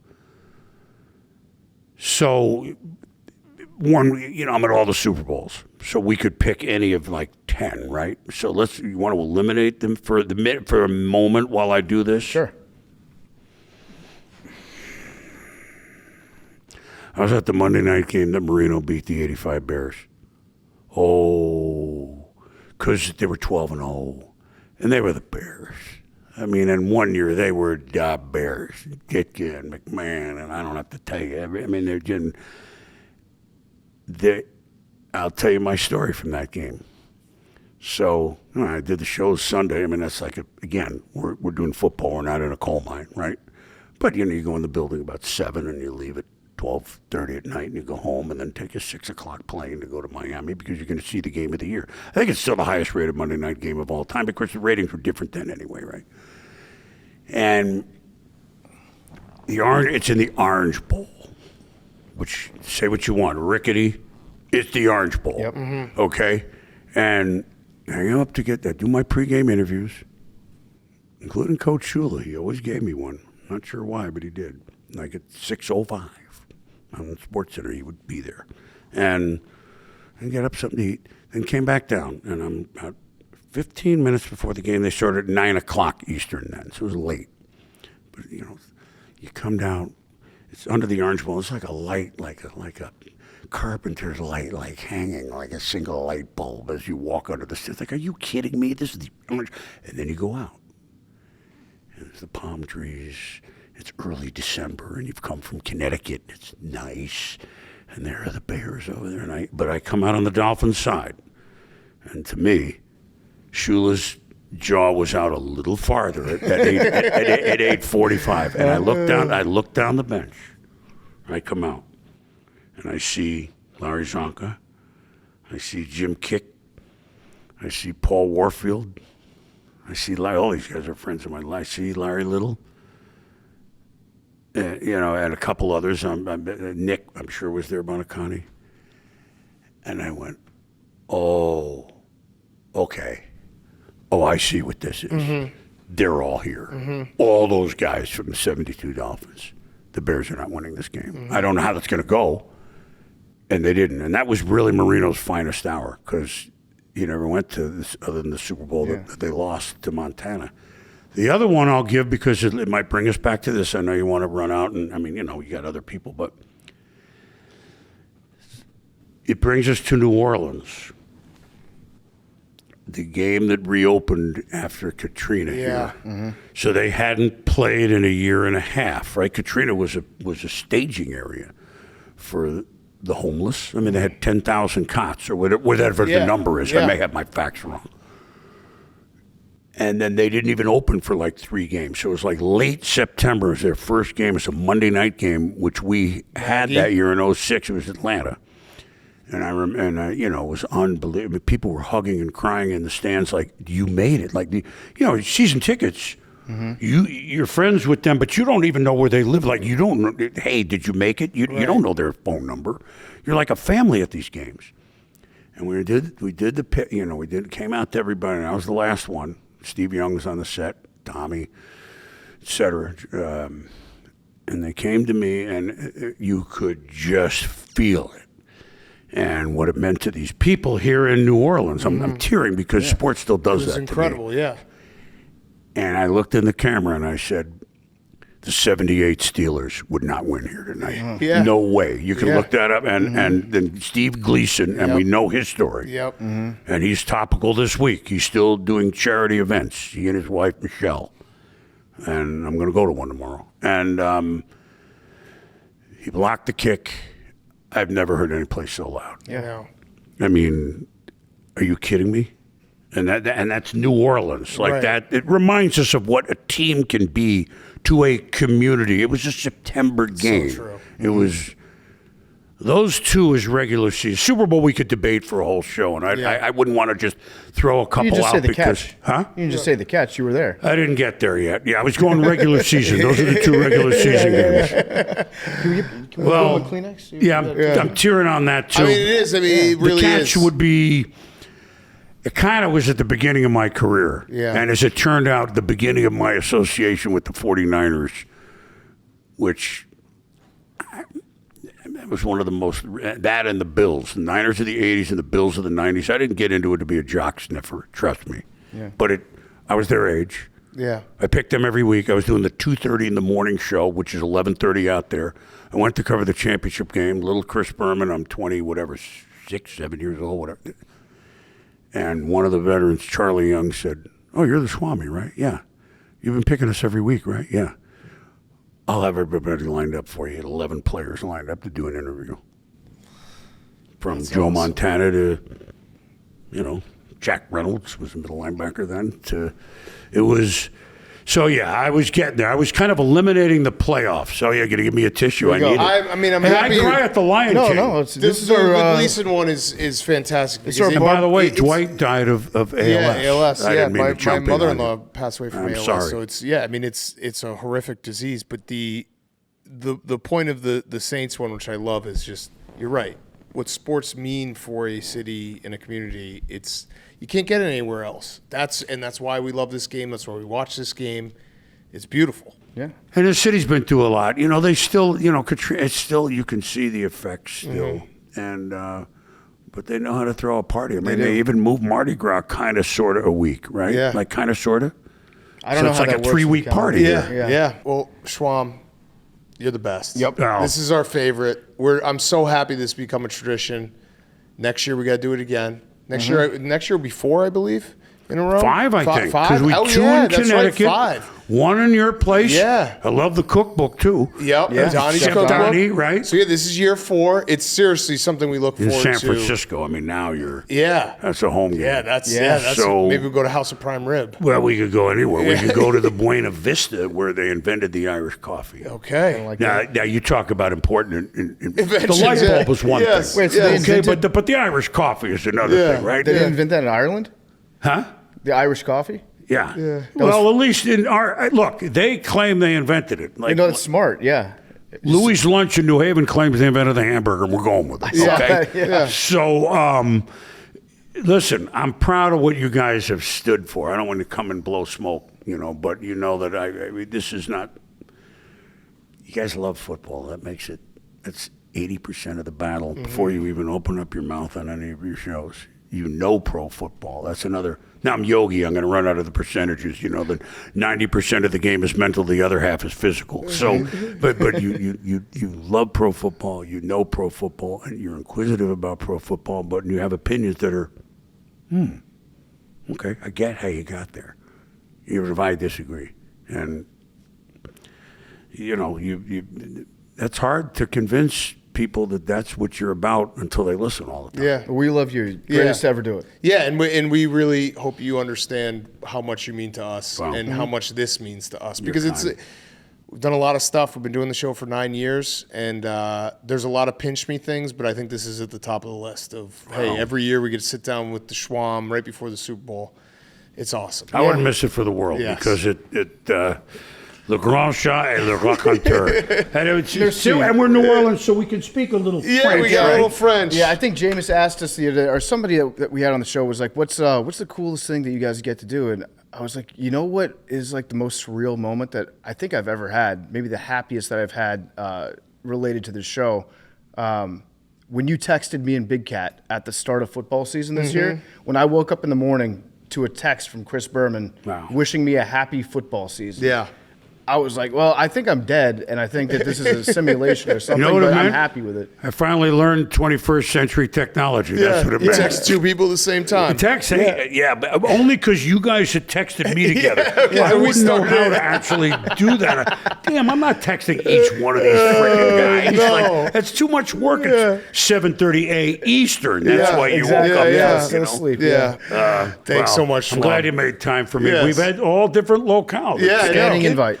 We're moving the next, if you go for the week, which you probably will Yeah, next we'll year. do San Francisco. So we've done Connecticut. We've done the Midwest, like both North and South, Yep. Chicago and New Orleans. Now we'll go San Francisco. It'd be San Francisco. Yeah. We're truly global. Yes. Yeah, well, then yes. when Goodell puts the Yes. Super Bowl in London, we'll do it over there. Don't even. No, I don't want it. Even. I don't You want know what? Don't even.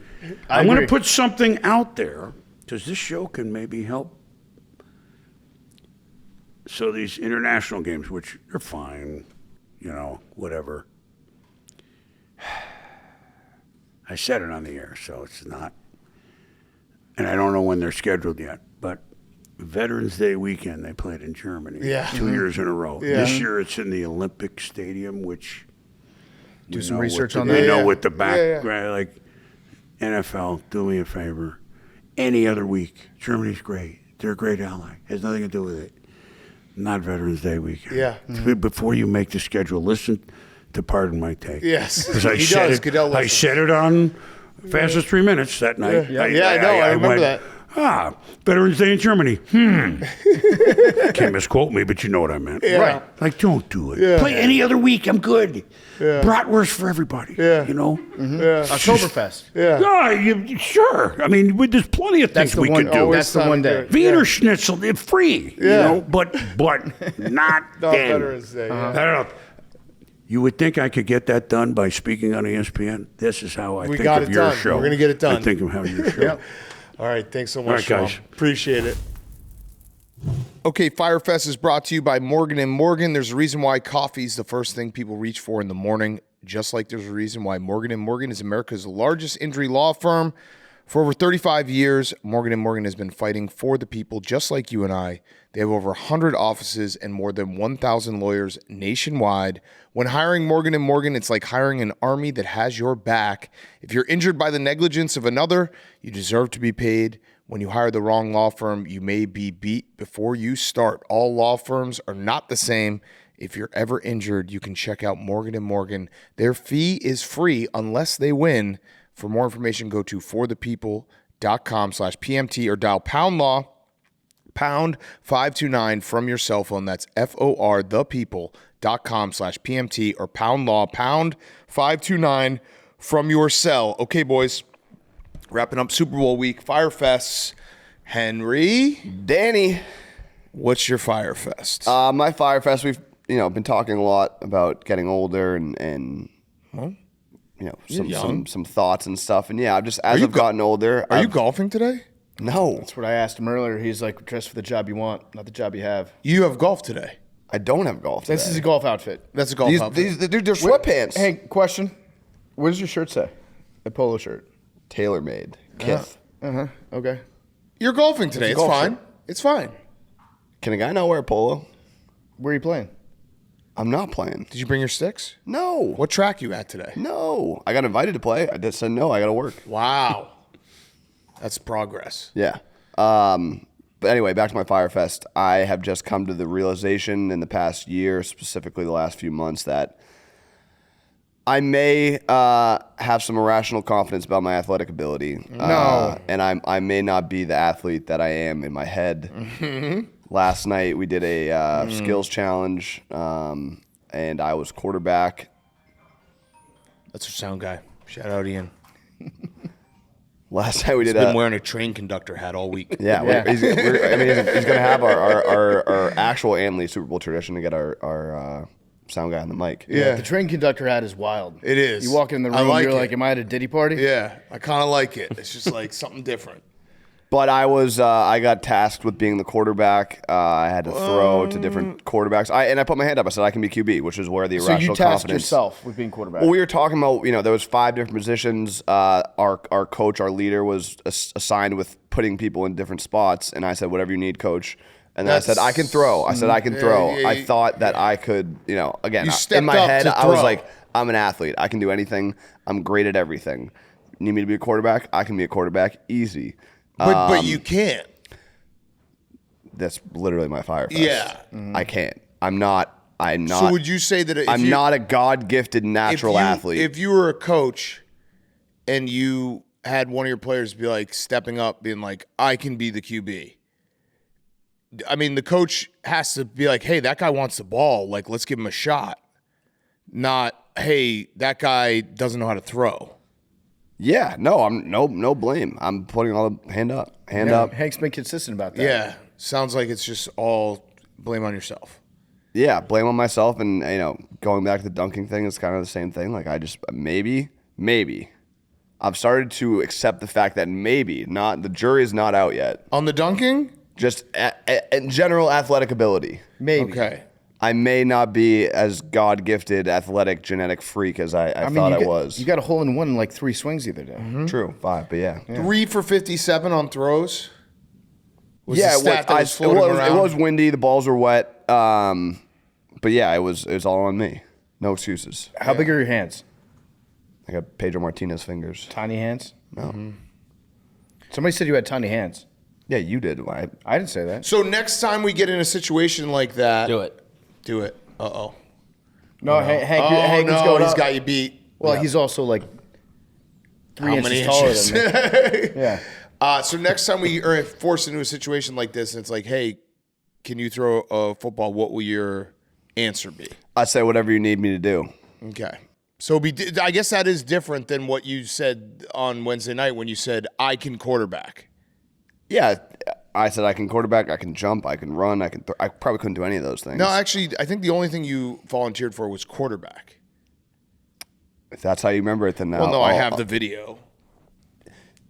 This is crazy. But typically, I mean, it's not crazy. Big Cat's clipped out specific It's not parts and clipped out. removed context. typically and in the removed NFL, situations, if and that's fine. the team performs bad, the quarterback is the reason why. Yeah, it goes quarterback one, then coach. Listen That's to this. usually where the Tell blame me, goes. So the beginning right? of this clip is me asking Max if he could quarterback. I said no. Okay, yeah, Max said no. Can you throw? You got tight hammies? Brother, I can see, I can tell, you can throw? I can kick. See, that was Hank saying, I can throw. Or it was me saying, if you need me. I can throw, he says. I can throw. I mean, I just heard static. Shut up, Pete. But no, again, I'm not blaming anyone. I'm blaming myself. And yeah, when you go 3 for 57 in front of the world and in front of John Gruden, who's just been roasting me ever since for putting up that performance at Pan American Stadium, it's tough. Joe Burrow came in today, and that was first thing John Gruden said to Joe Burrow was, "We got this guy Hank over here. He went 3 for 57 last night. Pan American What can we do to help him?" That was tough. Can I say something? You do a very good John Gruden. Thanks, man. Yeah, that's good. Yeah. Is that got me feeling nicey. All right, so where are we going forward, though, from here? Is it just like... I'm just not gonna make these claims that I can do things that my body can't. Okay. I'm not gonna cash checks that my body can't write. Yeah, nailed it. Okay, all right, cool. Hank, it is growth, because in the past you would say, well, I'm just not going to do any work. No, in the past, because everything I do is wrong. In the past, I would be like, Big Cat's the coach. He's got to know me better and know that if I can be quarterback, he should have evaluated my talent and known that I'm not capable of doing that. But in the past, that's what I would have said. Now, I'm just saying hand up. That's when on you me. say in the past, you mean like 15 minutes ago? No, I'm saying Can I do my Fyre Fest real quick off of that one? Yeah. My Fyre Fest usually PFT goes second, but if you want I know, to. but my Fyre Fest is that I look up to Hank, and he's one of the younger members of Pardon My Take, and I look up to him to be like a good athlete, and I just have to come to the realization I'm just a better athlete than him at everything. That's sad. It is. That's a tough place to be. If you could have made five of me on that field, and I don't think I'm a good athlete, so I have at least a humble thought to it, and then I go out there and I just stun people. Yeah. But the problem is I have to just realize, like, if Hank thinks he can do something better than me, I got to remind myself, like, no, he can't. That's a big Fyre Fest for you, because if you care about somebody so much and you believe in someone that much, and then they just disappoint you over and over and over and over and over and over again, then it's like when your parents tell you, like, I'm not mad, but I am disappointed.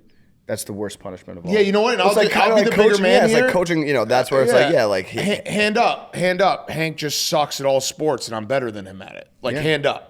But yeah, you still put me in. Pretty good you still put me in right? the number one position. Well, that was. I'll tell you what. That was my Fyre Fest. That was the last time I'll take Hank's advice on his own athletic ability. Wasn't it? It was again. Whatever. Hand up, all on me. No, hand up. Old me would have been like, hand up. Big Cat, did you ask me if I could throw? And I said yes. Or did I say? I just played the clip. Throw? You did. You said, I asked Max if he could throw, and then you said, and then you butted in. You said, I can throw. Or you said, can you throw? And to I said, Max. I can throw. To Max. And they said, can you throw? I said, I can throw. No. But you want to watch the clip again? Yeah, let's play it again. Yeah, okay, watch this. Old me would want to watch the clip again. I'm looking at Max, and I'm saying, can you throw? I'm looking at Max. Wait. I can throw, is what you said. I physically I was able to throw. It sounds like, Big Cat, you're mad at old Hank. Well, I'm mad. I'm mad at myself. What about present day Hank? I'm mad at present day Hank as well, because present day Hank, like I said, it hurts to know that, like, someone I look up to and I'm like, I think he can do everything. Turns out he can't do anything. So I'm mad at myself. Hand up, accountability. I'm just better than Hank at everything. Hand up. Yeah. Congratulations. Hand up. I think you should be proud of your team. Seems like a fully dysfunctional front office. No, it sounds like it's chaos from the top down. When it comes to a team, it's all on your team. on the players. There's nothing that the coach could do separately, and it's players. Yeah. And the players let the coach down. Don't the coaches Coach. put players in position to succeed? Well, not when the players decide what position they play. When the players demand that they can throw and they players can't decide throw, what the and players you have say. to think, okay, Coach, I want to play wide receiver today, and the coach just has to listen. The problem is if I could clone myself and put myself at every position, we'd be in a better spot because I should have kicked and thrown. But Hank had to do something, and he stinks at everything. So what are you supposed to do? Hank, I have a question. Why didn't you volunteer for high jump or something? I did. I You've been literally was saying whatever a year you need. training on jumping. No, high. Yes, I was. You But volunteered for throwing. Old me was saying said, whatever you put me need. in, coach. I can throw. I can throw. I could. No, I thought I could. you And I couldn't. started 2 for 2. What happened after? It got really windy. Yeah, and the balls were wet. Also, my Fyre Fest No is- excuses. I'm just every Super Bowl week it hits me a little harder. I'm just old. Yep. But still a better athlete than Hank, so kind of reverse Fyre Fest on that one. Never forget that 2 for 2, Hank. Yeah. No. It was electric. I was. Japan started off World War II pretty hot too. Yeah. And you just missed everything. They'll always have. They'll always have what? You missed everything. You know what? No. All that stuff 2 for 2. Yep. Okay. All right, PFT. Yeah, my Fyre Fest is I've gumboed myself to death. I realized last night at dinner, I used to love gumbo. I don't really want to have any more gumbo. Yeah. I'm going to. And I'm going to try to enjoy it, but Right after this. For lunch, I'm about to have another gumbo. But my body is like all sodium right now. I'm bloated. I haven't pooped in 3 days, which is the exact opposite of what people thought was going to happen with all this gumbo. But yeah, I have to have gumbo for lunch, and then I have to have gumbo for dinner, but then I have to sneak a gumbo in between. How many are you at? I'm at 10. So the middle You need 5 more? The middle gumbo is pre-gum. That Sunday night one was a big miss. When we went out to dinner and there was no gumbo. I'm going to pre-gum That PFT before chose dinner the tonight. place. Yeah. Yeah. That was bad. You couldn't. We knew in the moment too. We're like, this is a big missed opportunity for gumbo. It was huge. And then they had a gumbo-like dish on the meal. That was basically you got stopped on the goal line in the first quarter. And it was like, Yeah. It's hard to recover. But guess what? It's not over, Hank. I got the rest of the day today. I got all day tomorrow. Gumbo is delicious, but last night at dinner, I was just looking at the menu and my body it was craving the color green. I needed something. I needed a green. And I don't know if I'm getting scurvy, probably, but yeah, it's been a lot of gumbo. I got a solution for you. You could do what some people in this room do, and you can be like, I can eat gumbo, and then when you can't eat gumbo, you can just blame everyone else. Yeah, well, you guys did when I said Old PFT probably would have done that. At dinner the other night, I put my hand up and I said, I've got a good place that has gumbo. Yeah. And then we got there and there was absolutely no gumbo whatsoever. gumbo. But I started the dinner out hot by saying, I've got a place. Yeah. And then after that, it all fell apart. I do take accountability for that. That's huge. Yeah. But I feel like I'm just sweating rue. Yeah, I last night I went and grabbed pizza after our competition. Feeney Pizza has a pop-up, and our friend Sean Feeney, great pizza, but I was talking to him, and he was like, oh, PFT, we got to get PFT by here. And I was like, he's only eating gumbo. And he looked at me like, what That's the other fuck? thing. There's so much good food in New Orleans. Etouffee, jambalaya, po' boys. Yeah. And as much as I want to have it, there's no room for non-gumbo. Yeah. You gumbo have or to, bust. your schedule's full of gumbo. It's gumbo, yeah. You're running a marathon and you have the runs. Like you got to finish. Well, I don't have the runs. No, I know, but I don't know what hypothetically, this shouldn't happen. That's what I'm you're also. chafing. You're bleeding from your thighs. I'm also concerned about that But aspect. the finish line is. I'm actually bleeding from my chest a little bit from the waxing, but the gumbo blocking me up is a side effect that should not be happening. Yeah, it So I should be think the reverse. It's just my body being like, "Hey, dude, stop! Whatever you're doing, stop this." It should be the exact reverse. It should be like saying like I can throw when you really should have said I can't throw. Yeah, I would kill for diarrhea right now. Yeah, like old me would be upset that you want players. Don't you want players that like want to compete? Yeah, but I do realize that right now. Like you could quit. No, I couldn't. I can't. Exactly. You got like you don't can't like quit. just because you get put in a situation where you might not excel. See, you the have difference. to The difference overcome. though is even though Old me would be upset at the lack of accountability by the coach, but new me is PFT just put gonna put himself the in hands the up. Here's the situation thing, he knows he I did. put myself, but Yeah, you exactly. know what else I'm going to do? Yeah. Even though I put myself in a bad situation, I'm going to finish it, and I'm going to do it. And I'm That's what I did. going You're to not win. gonna blame anyone. No, and I'm going to win. I did finish it. And you blamed everyone. I'm embracing the suck. Cleats in the grass, man in the arena. I'm going to finish the week. I'm going to do what I said I was going to do. I'm going to eat 15 gumbos. Come hell or high water. I'm going to go 15 for 15 on gumbos, which is a pretty damn good percentage. Yeah, it is. I said I was going to throw, and I hit every target I needed to hit. 57 throws. Max. Mine was kind of like that. I need some greens. I've eaten like shit, vegetable, and I'm still here for 4 more days. And I have to go to the Super Bowl. No, I'm excited for that. I'm talking about my diet since I've been here. I go to the Super Bowl this weekend. I'm gonna say "Go Birds" to 1,000 people on the street. All right. Shut up, Max. Sucks. All right, fine. I'm excited for the Super Bowl. Big diet starts Tuesday. Why don't they make just a pill? It's Fyre Fest. You got to fucking talk about shit that's going on. What do you want me to say? They should make a Super Bowl week. They should make a pill for guys like Max that just has a salad inside the pill. No, I like salads. I'm gonna have a salad for lunch today. You're experiencing a full New Orleans. When we came here for the Final Four, we were here for like 6 days. You get to a point in New Orleans because the food is so good and the drinks and everything that you just feel like a sausage on a grill and you need someone to come poke you with a fork. Yeah, that's exactly what I need. Yeah. All right, Max. Wait, we got to... Oh, yeah. Annual tradition. Yeah. Let's get our audio guy. Here, go sit in meme seat. We'll flip the camera around. So this is Ian. Ian's got wearing, the train conductor hat sit right on. there. Sit right there.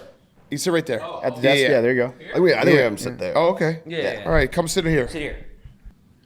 I didn't realize this was happening right now. I was Yeah. eating. I have food on That's my all face. right. That's all right. So this is Ian. He's our audio guy this week. He spent the whole week with us. Also part-time train conductor. What would you? How would you describe? You basically got to sit in this room through all the interviews, through the bickering, through the ball busting. How would you grade our operation? I thought you killed it. I thanks. especially. What was it? What was the best one so far? I think. We got Berman. Who was before Berman? Wait, that's Kelce? an Oshkosh Bagosh yeah, hat? it used to be like workwear. I thought that was for kids. No, it's like coveralls. Oh, okay. That's sick. They make full-size trains, too. Oh, I like that. Yeah, All right, yeah, so right. yeah, sorry. I just got Who was distracted. before Berman? Jason Kelce. Kelce. That was amazing. Yeah. That was like front to back. We hit it. Yeah. What about off camera? What do you think about the operation like off camera? Yeah, like the. Well, how it I mean, all- my phone went off in the middle of this one, so Yeah. probably this I one. like that accountability. Yeah, that's Yeah, big it's time huge for us. accountability. It's my parking. Oh, okay. Alarm. Nice. But yeah, what do you think about, like, you saw some fights, some arguments, some disagreements? Yeah, you were being kind of mean to him about that. The throwing? Yeah. But yeah. he said he could throw. Yeah, that was probably a mistake. but Yeah, You're exactly. really going in on him. Like, Yeah, because he came in here coming in at me. Yeah, I didn't hear that part. I just Okay. heard you. I can play the clip for you where he said he could throw. I heard that. Yeah. And he can't throw. Yeah, I picked tried, that up. I I tried, didn't The see problem tried, is you I didn't tried. see him try Yeah, to throw. yeah, how if you bad had it was. seen how bad it was, you would be Well, like, no, I lefty. wasn't It mean looks enough. Well, I heard it was like lefties have a 0 for weird throwing 55. motion. Yeah, 0 for 55. Three, so that's 2 for that's 2. pretty bad. Sorry, 2 for 2. I don't think I was mean enough because he was that bad. That's pretty bad. Yeah, Hank said that's pretty earlier, bad. we'll always have Pearl Harbor. I didn't think I that did was... not say that. Yeah. Yeah, He did. yeah, it's What disgusting about and Max? inappropriate. Max is my boss, so I can't really. Oh shit. I can't really say what I really Grade think. Max's performance as a boss. Yeah. No, Max is the man. All right. Well, thank you so much, man. We Yeah. appreciate it. I also like you. Thanks for having me. Every now and then. Hey, you why don't would- y'all take me to the combine? Okay. Come on, let's go. Let's Ian, keep do you this have party going. Do you have any spicy sports takes? You're talking Well, I was to Mike. hoping Yeah, y'all you're were gonna the have. sound guy. I was You're hoping talking y'all to would the have mic. Marshawn Lynch. I was like, maybe I'll finally get to meet Marshawn Lynch. So Oh, I was yeah, a 'cause little you're a Seahawks disappointed fan. by Yeah, that. Yeah. Yeah. So Marshawn, if you're listening, we should definitely be best friends. Okay. All right. That's awesome. Oh, you got a pick for the game? Yeah, Seahawks Super Bowl future for next year. Okay. I would. That's probably got 30-1 odds right now. I would hammer it. All right. Gino. You're a Gino guy. All right. Well, thank you so much, Ian. Appreciate it, man. My pleasure. Great man. week. Great you, week. Ian. Thanks for having Really me. appreciate you. Cheers, guys. That was a blast. All right. Let's kick it to ourselves for lottery I'd ball. say the Pearl Harbor thing. Okay. Next show will be either Happy Max or Sad Max. Let's finish with numbers. 59. 40. 11. I'll Two. go 3. I'll go 3. Good guess, PFT. Maybe remember when you said that you took it for Jalen Hurts? Yeah. Wait, what was Why your was guess? that for Jalen Hurts? It's Birds Week. What was your guess last Isn't Jalen episode? Hurts number 1? 77. All right, I'll go Is he 77. number 2? There's a giant fat head of him wearing number 1 behind you. His rookie year, he was number 2. I'll go 77. Hank, what was yours? 40. 2 for PFT. What was yours, memes? 59. Super Bowl 59. 23. MJ. Love you guys.